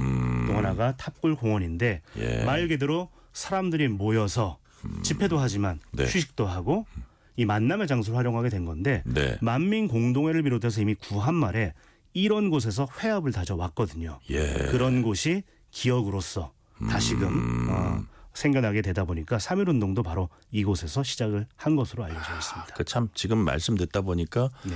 뭐 3.1 운동 하면 우리가 장소에 그렇게 제가 집착하지 않았었는데 네, 곳곳에 그 장소라는 것이 상당히 중요하군요. 맞습니다. 그러니까요. 네. 자, 독립선언서 낭독으로 끝나지 않았습니다. 지금 네. 말씀해 주셨지만요. 지금으로 치면 가도행진을 한 셈인데 네. 광화문 사거리 지나서 지금은 덕수궁인 경운궁으로 네. 향했다고 합니다. 시청 앞 서울 광장인 셈입니다. 거기까지 간 이유가 뭘까요? 일단 고종이 생전에 머물던 곳이 경운궁, 지금 이제 흔히 덕수궁이라 부르는데요. 네네. 이 공간이다 보니까 그리로 나아간 가장 큰 이유가 거기에 있고요. 또 하나는 잠깐 전에 말씀을 드렸지만 서울광장이 네. 회합의 장소로서 아니면 민의 표출의 장소로서 활용이 이미 돼 왔습니다. 이미 되었다. 예. 예. 생각을 해보면 지금도 뭐 대통령이 있는 곳 주변에서 시위하기는 쉽지 않잖아요, 사실은. 네네. 해방 이후 지금까지도. 그런데 이때는 고종이 자신의 거처 바로 바깥을 그런 공간으로 내어준 겁니다. 아 그래요? 예, 물론 이제 시위 목적으로만 만든 건 아니지만 많은 사람들의 이야기를 직접 듣겠다 하는 제스처를 공간적으로 구현해 낸 곳이 서울광장과 덕수궁, 이 경궁의 공간적인 배치인 거예요. 네. 실제로 궁궐 같은 경우 정문은 동향으로 내는 게 대부분이지만 그렇죠. 남향으로 예. 남향, 내는 게 남향. 대부분이지만 여긴 동향이거든요. 백성들이 여기 와서 만민공동회나 이런 걸 하는데 귀를 막고 있으면 되겠느냐. 그런 이미지가 메시지가 녹아 있는 겁니다. 네. 실제로 만민공동회가 종로만이 아니라 서울광장 많이 열렸고요. 그런 과정 속에서 역시나 그 경험들, 기억들이 오버랩이 되면서 백성들은 당시에 고종에 있던 경궁 앞으로 몰려갔던 거죠. 자, 그러니까 말씀을 요약하면 어쨌든 고종 시대부터 자신이 살던 궁궐 앞에 그 민초들이 오게 해서 백성의 목소리를 직접 듣겠다는 취지로 그렇습니다. 이제 마련을 해줬는데 네. 그곳이 그 이후에도 그런 취지 그런 목적으로도 계속 쓰이다가 3.1절 그 3.1 운동 때도 네. 결국 그런 그 취지로 쓰였다. 그렇습니다. 예, 그래서 고종이 있는 그 앞 광장까지 갔다. 그런 그렇죠. 말씀이시네요. 여기서 좀 더 예. 말씀을 드리자면 그런 기억은 여기서 끝나지 않습니다. 사실. 네. 45년 해방 당시에 서울 사람들이 나온 곳도 서울광장이고요. 또 이후에 이제 이승만 정권 말기에 4.19 독립혁명, 이 민주혁명 현장도 서울광장입니다. 네. 우리가 알고 있는 87년 체제를 낳은 예. 6월 항쟁의 현장이기도 하고요. 한마디로 정말 한국 역사에서 아주 중요한 곳이다 보니까 지난 2000년대 초중반에 이미 네. 여기는 서울 미래유산으로 등재가 된 곳입니다. 서울 미래유산으로 등재돼 있다. 자, 지금 말씀하신 서울광장 이제 설명 잘 들었고요. 네. 근데 경성의 관문이었던 서울역 역시 네. 중요한 관심 지역이었다고 합니다. 무슨 얘기입니까? 일단은 지방에서 많은 사람들이 네. 몰려온 한마디로 창구가 바로 이곳이었고요. 동시에 3.1운동이 전 세계에 알려지게 된 계기가 바로 이 공간에 있습니다.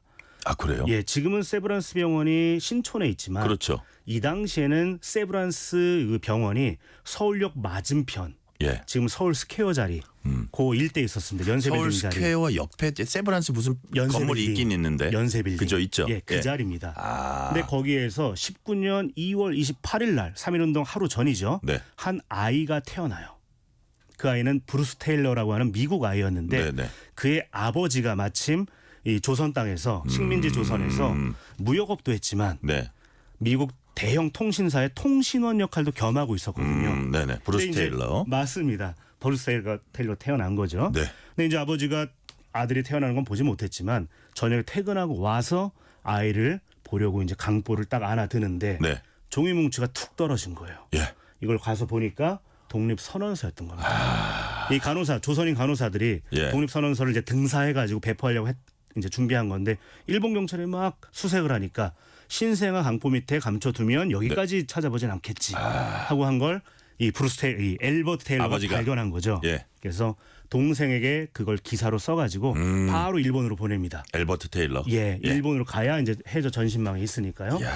하면서 전 세계 타전이 됐고 네. 그가 살았던 집도 남아 있는데 그게 서울 종로구 행촌동에 있는 딜쿠샤라는 곳입니다. 딜쿠샤. 예. 근데 이게 오랜 기간 알려지지 못했어요. 그게 서양식 가옥이죠. 그렇습니다. 예. 그게 3.1운동하고 결국은 연관이 있다는 말씀이시네요. 엘버트 테일러의 이제 집이었으니까요. 그러니까요. 근데 예. 이제 태평양 전쟁이 벌어지면서 미국인들이 다 추방돼 버리거든요. 네. 그러면서 주인이 없어지니까 이게 그냥 붕 뜬 채로 여러 사람들에 의해서 막 활용이 되다가 거의 붕괴 위기까지 갔다가 지난 2006년입니다. 네. KBS에서 다큐를 하나 제작했는데 네. 이 2월 28일 태어난 브루스 테일러가 노인이 되어서 한국을 찾아온 거예요. 그래서 그가 와서 그 집의 내력을 얘기해 줌으로써 비로소 야, 이 역사가 그런 관련이 있는 곳이구나. 이 공간이 그 역사와. 그래서 아직 보존이나 복원이 됐습니까? 그렇습니다. 2017년에 등록 문화재, 지금 등록 문화유산이 됐고요. 21년부터 민간에 개방이 되어 오고 있습니다. 국민의 방송 KBS의 다큐멘터리였습니다. 자, 조선 총독부는 일제강점기 내내 네. 독립운동 강력히 탄압했습니다. 네. 그 상징적 장소가 바로 서대문 형무소일 겁니다. 그렇습니다. 근데 역설적이게 독립문과 서대문 형무소 네. 한 자리에 나란히 서 있습니다. 네.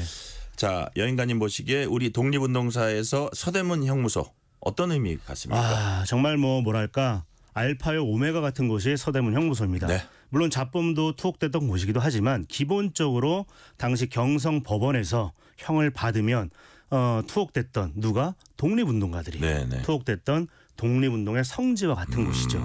이미 1800년대 이제 말부터 그러니까 일제강점 이전부터 네. 경성 감옥이라는 이름으로 들어섭니다. 근대적 감옥으로요. 그러다가 일제에서 많은 독립운동가들이 투옥이 됐던 곳이고요. 네. 물론 근데 거기서 우리가 여기를 국한에서 봐서는 안 됩니다. 왜? 45년 8월 15일 이후에 독립운동가들이 아니라 이제는 남북통일운동가 네. 혹은 민주화운동가들이 또 투옥이 되거든요. 그런 면에서 서대문 형무소는 3.1운동과 관련한 즉 독립운동의 성지이자 네. 동시에 민주화운동의 아지트 역할을 한 크게 보면 한국 인권운동의 한복판에 있는 공간이다라고 하면 될 것 같습니다. 한국 인권운동의 상징적 그렇죠. 장소다는 네. 말씀으로 이제 규정을 해주셨고요. 네. 자, 순국선열 가운데 빼놓을 수 없는 분이 바로 유관순 열사입니다. 네. 1919년 당시에 이화여고 학생이었습니다. 네. 당시 청소년들의 독립운동 참여 열기가 이제 대단했다고 이제 전해지는데 네.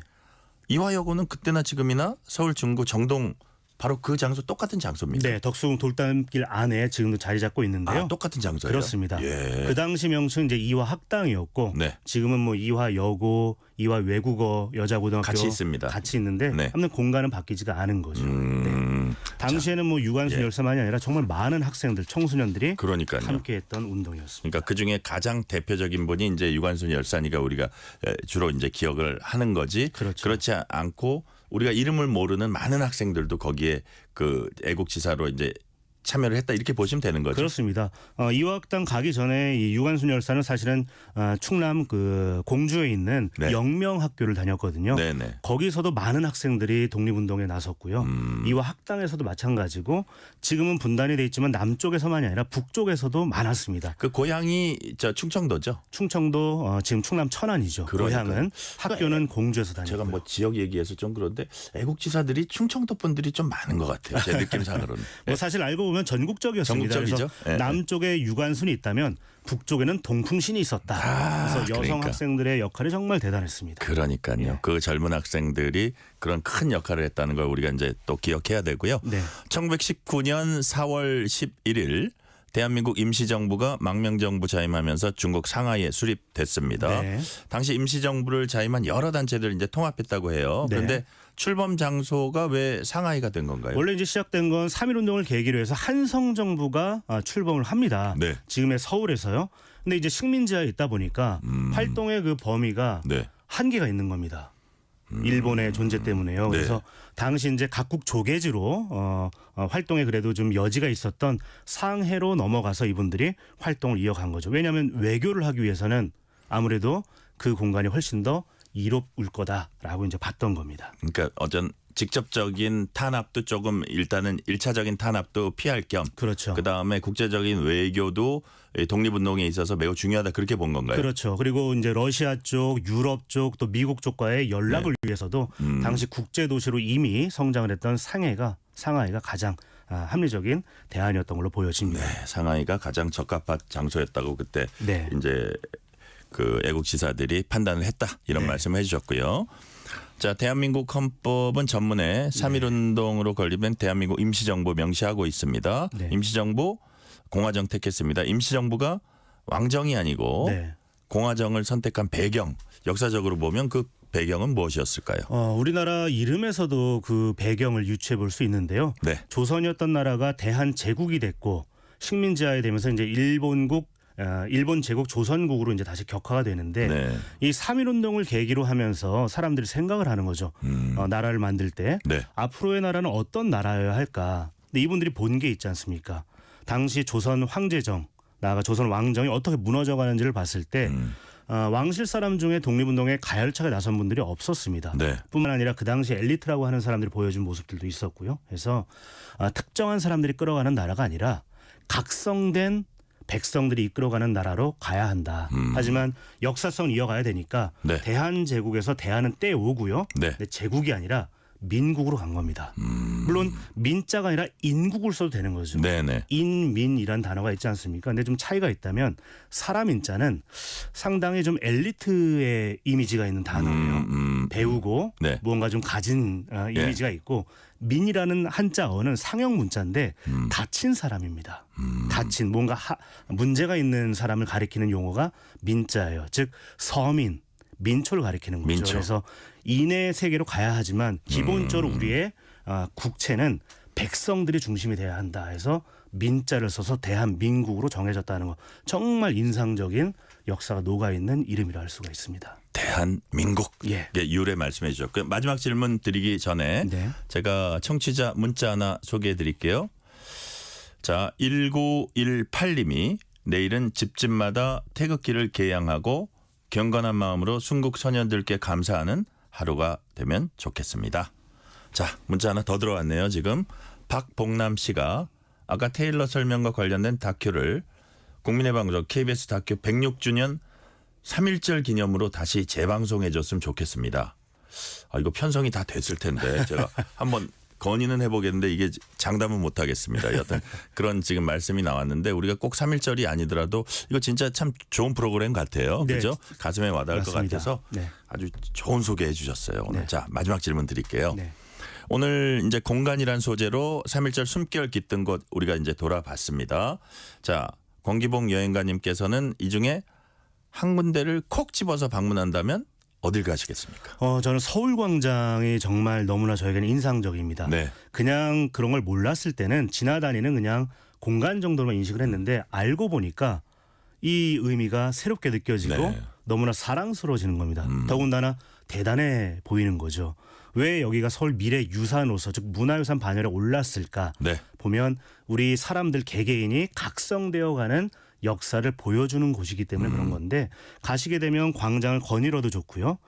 한쪽에는 그 서울 미래유산 등재된 그 동판도 박혀져 동판이 있습니다. 있어요. 아. 그리고 전체적으로는 예전에 서울시청사로 쓰였던 서울도서관 옥상이 무료로 개방돼 있거든요. 서울도서관 옥상 정원이 있습니다. 예, 예. 거기 올라가시면 서울광장을 한눈에 조망하실 수 있습니다. 그게 이제 서울시청 청사 별관 말고 본청 같이 붙어 있는 건물인가 그렇습니다. 보죠? 옛 서울시청사. 옛 서울시청사. 예. 예. 올라가시면 이제 서울광장 내려다볼 수 있고요. 옥상 정원. 네. 예. 또 반대로 가시면 세종대로도 또 한눈에 들어오는데 네. 어떤 면에서 이 성격적으로는 정반대거든요. 세종대로 예전에 육조대로는 권력의 공간이었고 네. 서울광장은 민의 공간이었는데 지금은 그 공간들이 어우러지면서 말 그대로 시민의 공간으로 바뀌어져 가고 있다는 점. 이게 어떤 면에서는 한국 역사의 발전사를 한눈에 보여주는 모습이 아닐까 하는 생각도 합니다. 지금 말씀하신 대로 한국 근대사를 관통하는 서울광장 가족과 자녀와 함께 가보시고요. 가신 김에 옥상정원 올라가서 한번 감상해 보시는 것도 참 좋겠습니다. 오늘 말씀은 여기까지 듣겠습니다. 지금까지 권기봉 역사 여행가였습니다. 말씀 감사합니다. 네, 고맙습니다. 퇴근길 당신과 함께 읽는 세상 이야기 KBS 1라디오 뉴스레터 K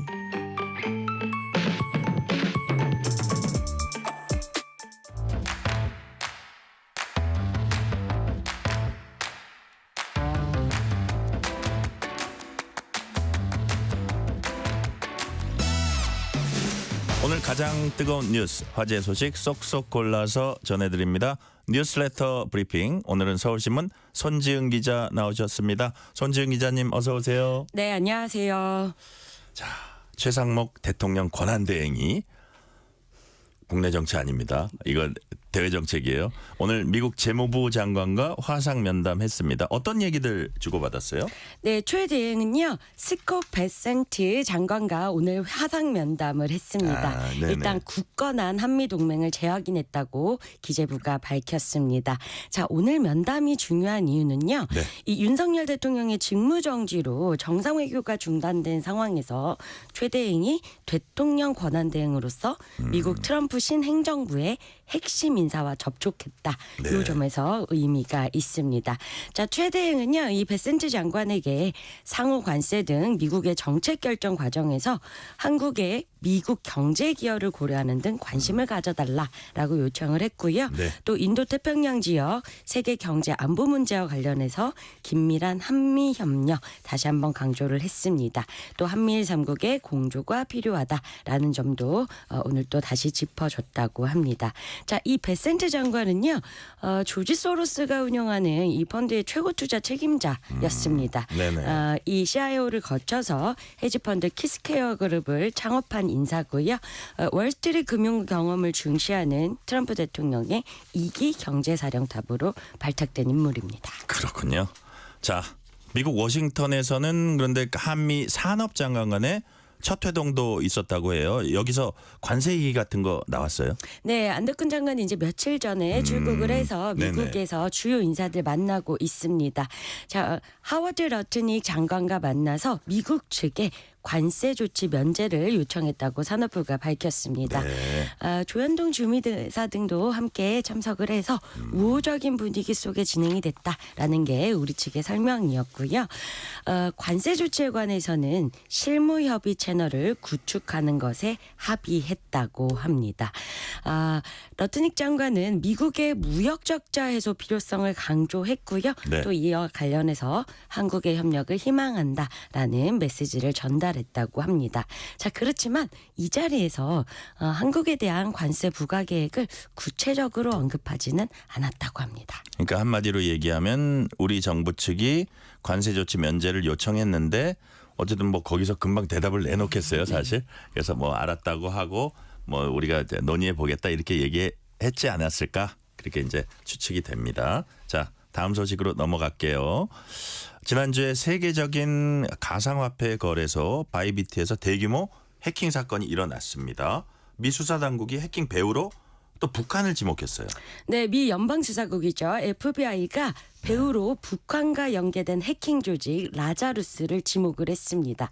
자, 지난 20일이었는데요. 21일에 바이비트가 14억 6천만 달러, 그러니까 우리 돈으로는 약 2조 1천억 원 규모의 이더리움 지갑이 해킹을 당해서 보유 자산이 외부로 유출됐다고 발표를 했습니다. 네. 이 바이비트는요, 전 세계 한 6천만 명 정도가 사용하는 거래소입니다.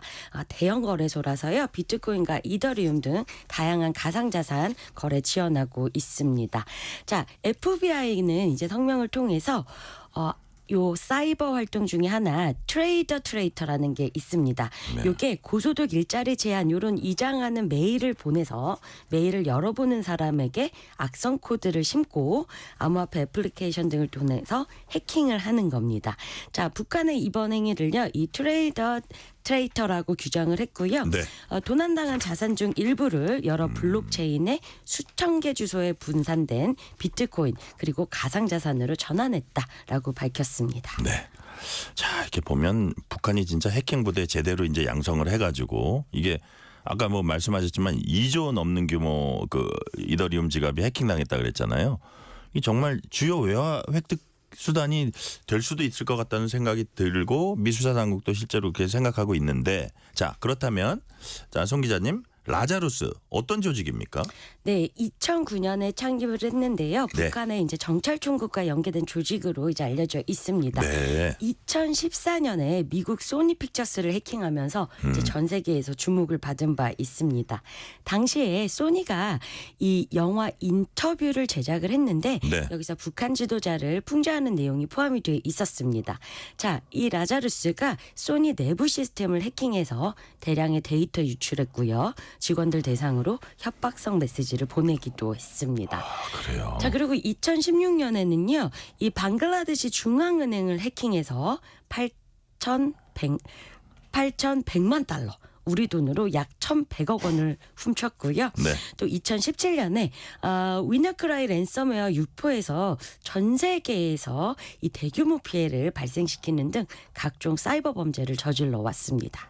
이야, 위너크라이 이거 기억나요. 이게 주요 해킹 사건의 현장에는 바로 북한이 있습니다라고 이제 많이들 얘기를 하는데, 자, 말씀하신 게 사실이라면 북한 가상자산 해킹에서 불법 자금 조달하고 있다. 이게 다시 한번 확인됐다고도 볼 수 있을까요? 네, FBI도요. 이 북한이 빼낸 탈취한 가상자산은 네. 추가로 세탁 과정을 거쳐서 법정화폐로 현금화할 것으로 예상된다라고 밝혔습니다. 네. 자, 그런데 이 규모가 어느 정도냐면은요.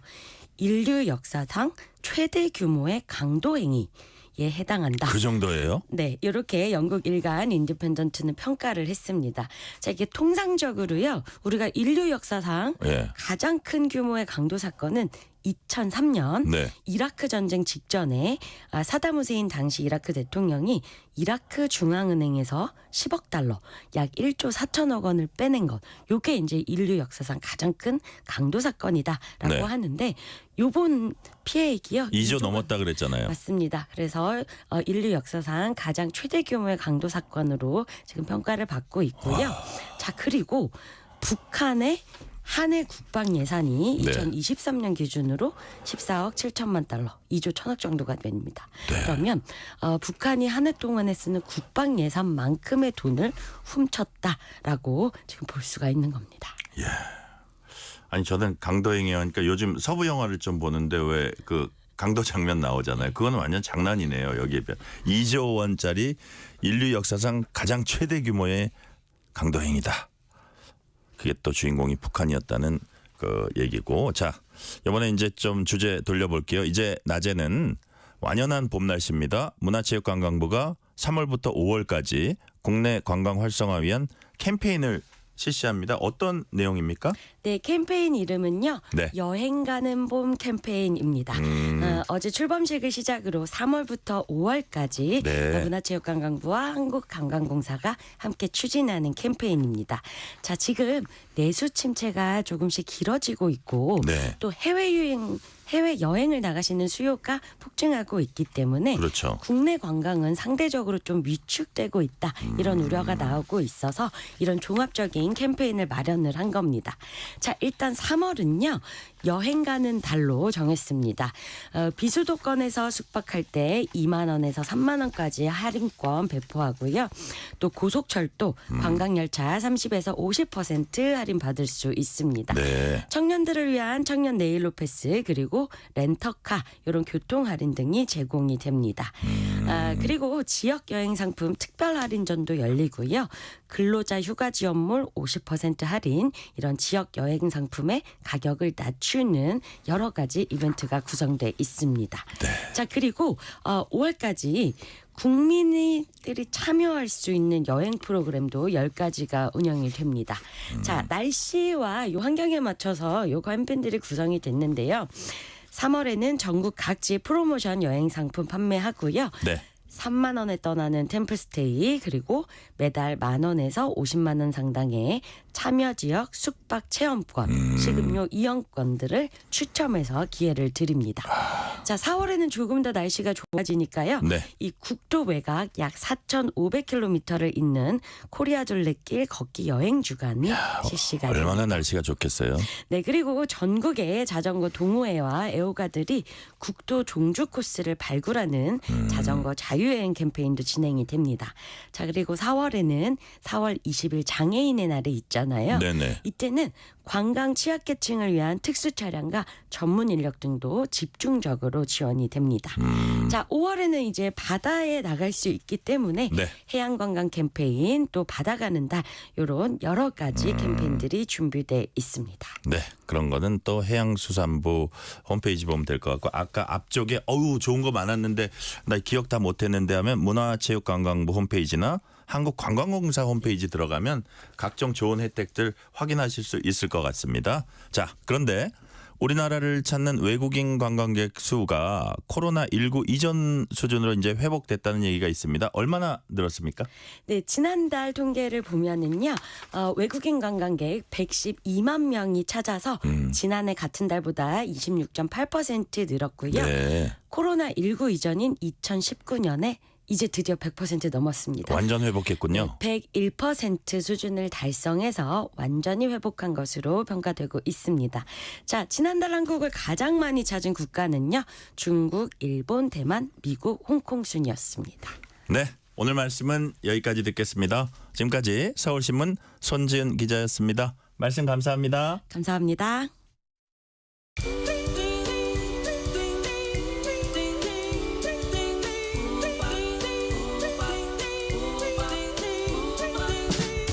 오늘 하루 뉴스를 정리해주는 다정한 편지 한 통. KBS 일라디오 뉴스레터 K.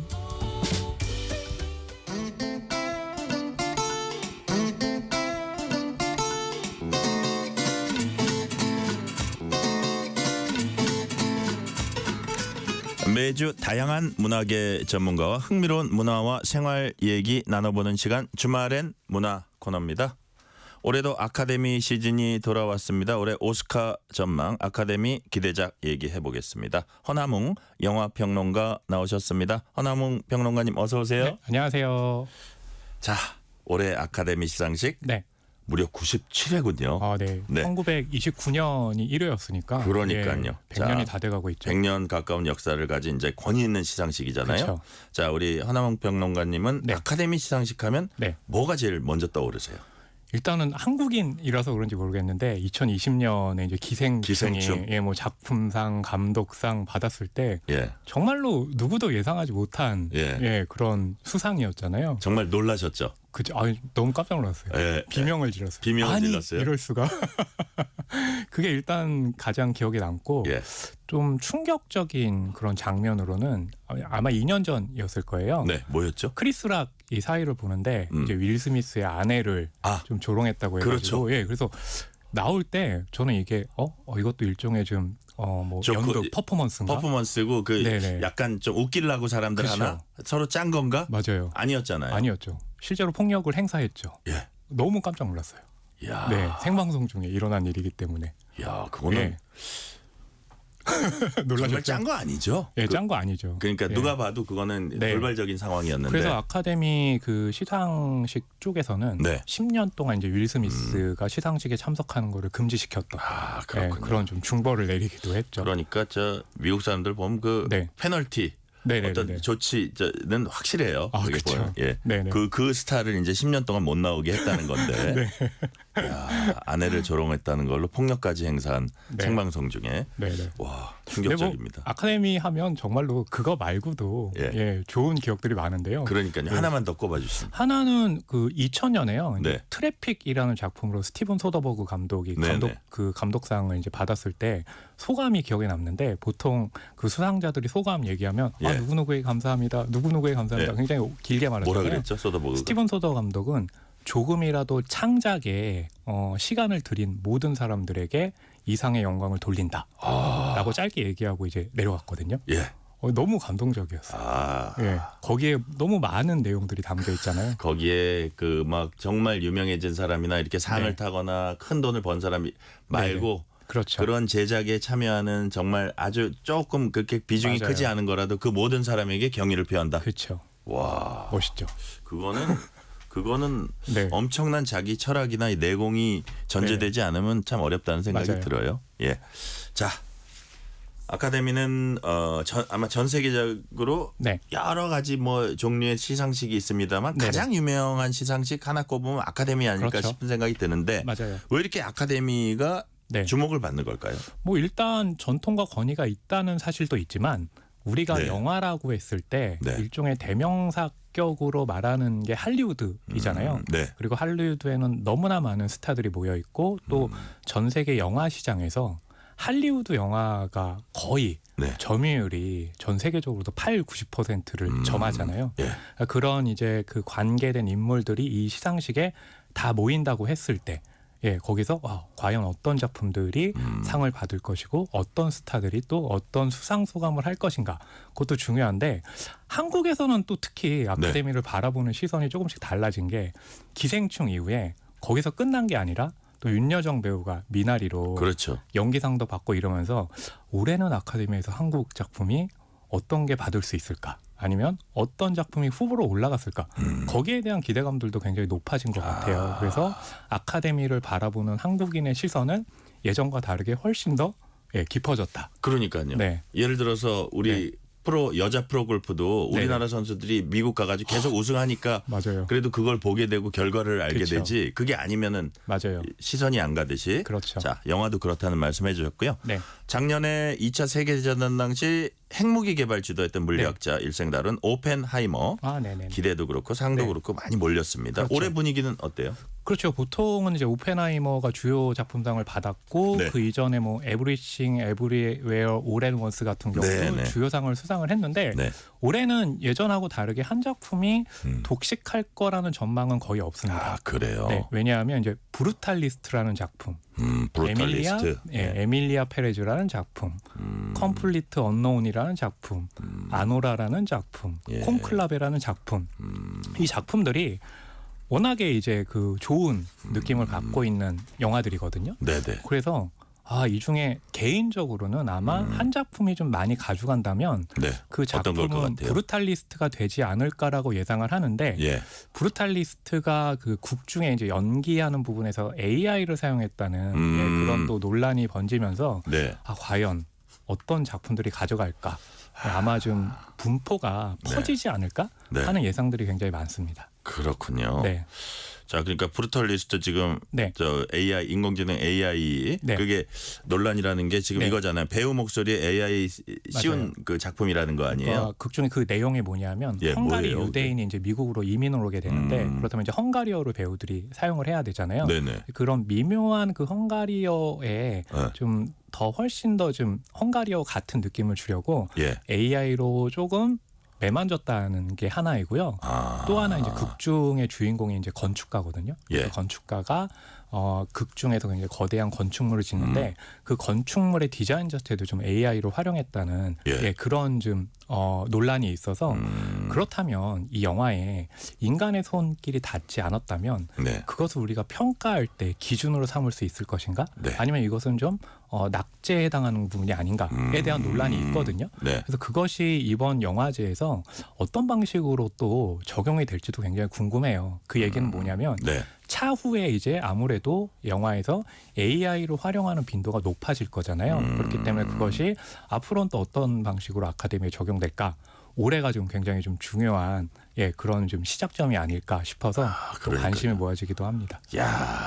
인공지능 AI는 아카데미 이 할리우드에서도 지금 논란의 저 중심에 섰군요. 실제로 영화는요 기술의 발전과 함께 항상 발전을 했거든요. 그렇죠. 기억하시죠? 예전에 이제 그 한국의 N사 OTT에서 봉준호 감독의 이제 옥자를 전액 투자하고 만들었는데 과연 이게 극장에서 상영되지 않았는데 영화라고 부를 수 있는가라는 그런 논란이 있었는데 이후에는 그렇게 좀 OTT 회사에서 만드는 영화도 뭐 칸이라든지 또 뭐 아카데미라든지 상 많이 받고 있잖아요. 그러니까 항상 새로운 기술은 논란을 불러오고 저는 오히려 그게 훨씬 더 이런 시상식을 즐길 수 있는 관전 포인트라고 생각합니다. 그러니까요. 영화와 기술 이건 아주 저기 흥미로운 관전 포인트 말씀해 주셨고요. 그렇죠. 자, 그런데 아까 뭐 브루탈리스트에 만약에 몰린다면 여기 좀 몰릴 수도 있다는 말씀하셨는데 이 영화는 받을 것 같다. 그런데 내 취향은 이거다. 이런 영화 뭐 있어요? 저는 제가 이렇게 그 관심을 갖는 부분이 연기상 부분인데요. 특히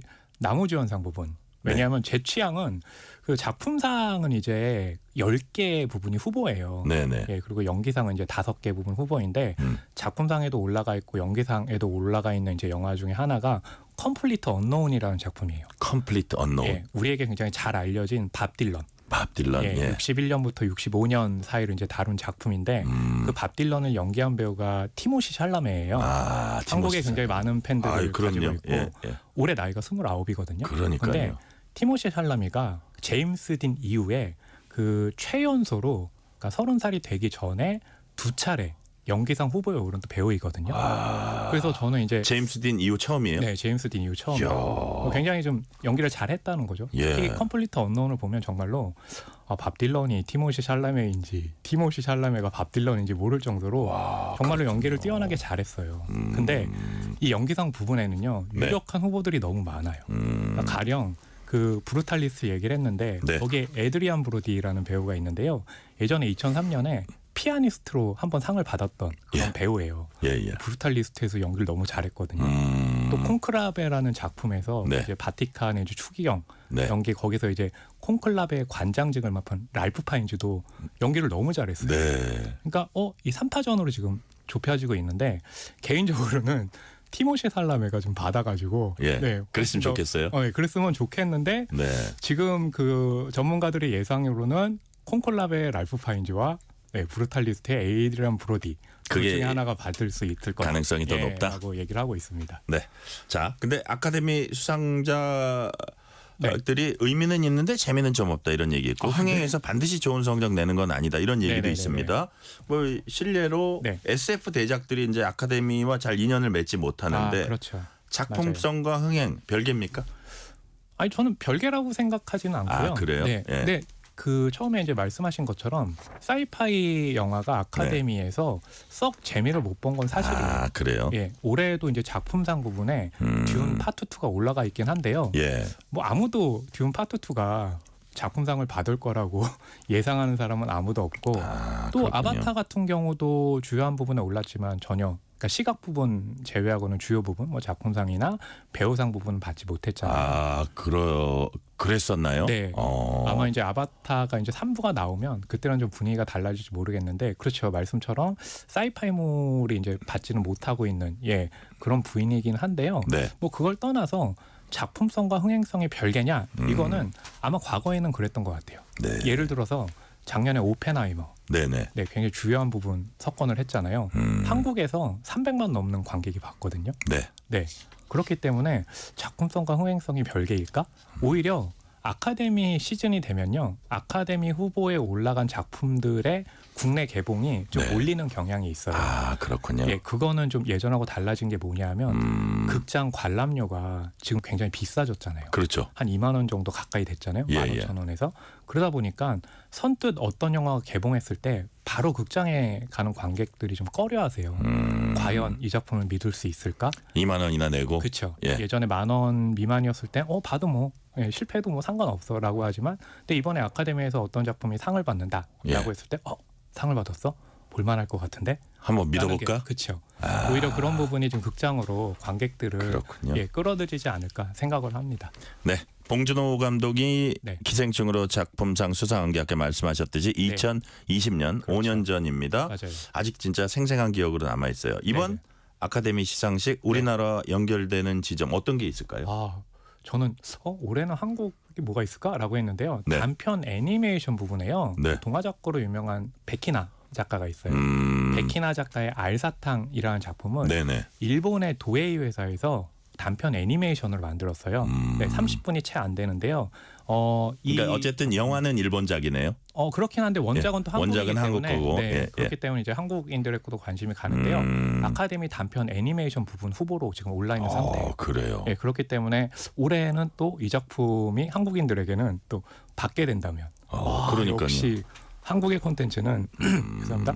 어디서든 빠지지 않는다. 왜냐하면 지금까지 한국 작품이 아카데미에서 받은 부분들을 보면요.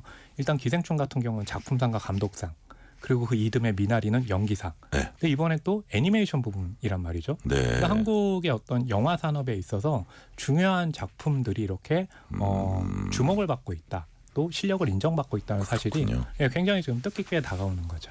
혹시 그거 말고 뭐 또 딴 거는 없어요? 이번에 뭐 예를 들어서 블랙핑크 리사가 무슨 무대에 오른다는 얘기도 있던데. 블랙핑크 리사가 한국 그 K-팝 가수 최초로 이제 아카데미 부분에서 이제 그 축하 무대를 갔거든요. 그것도 굉장히 좀 뛰어나고. 그러니까요. 또 하나 또 주목할 부분이 우리는 이제 아카데미 얘기할 때 봉준호 감독을 언급하지 않을 수 없잖아요. 그렇죠.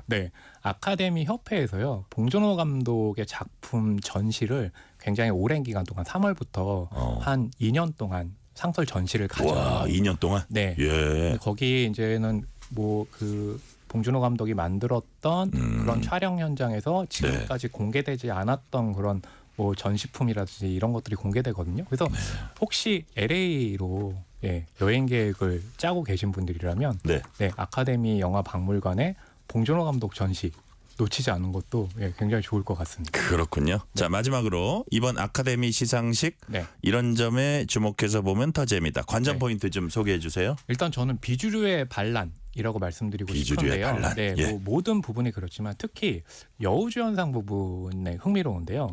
데미 무어라고 하면 저 세대에는 사랑과 영원. 그렇죠. 그때 데미 무어거든요. 그 마이클 더글라스하고 또 폭로도 있어요. 네.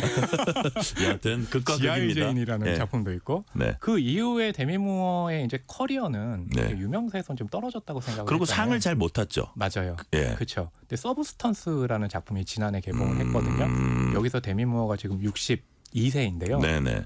굉장히 뜻깊은 연기를 하면서 여우주연상 부분 후보에 올라가 있어요. 그렇군요. 그러니까 그 얘기는 뭐냐면 예전 같으면 그래도 좀 굉장히 뭐 인기라기보단 연기 부분에서 잘하는 그런 배우가 받기도 하고 이러잖아요.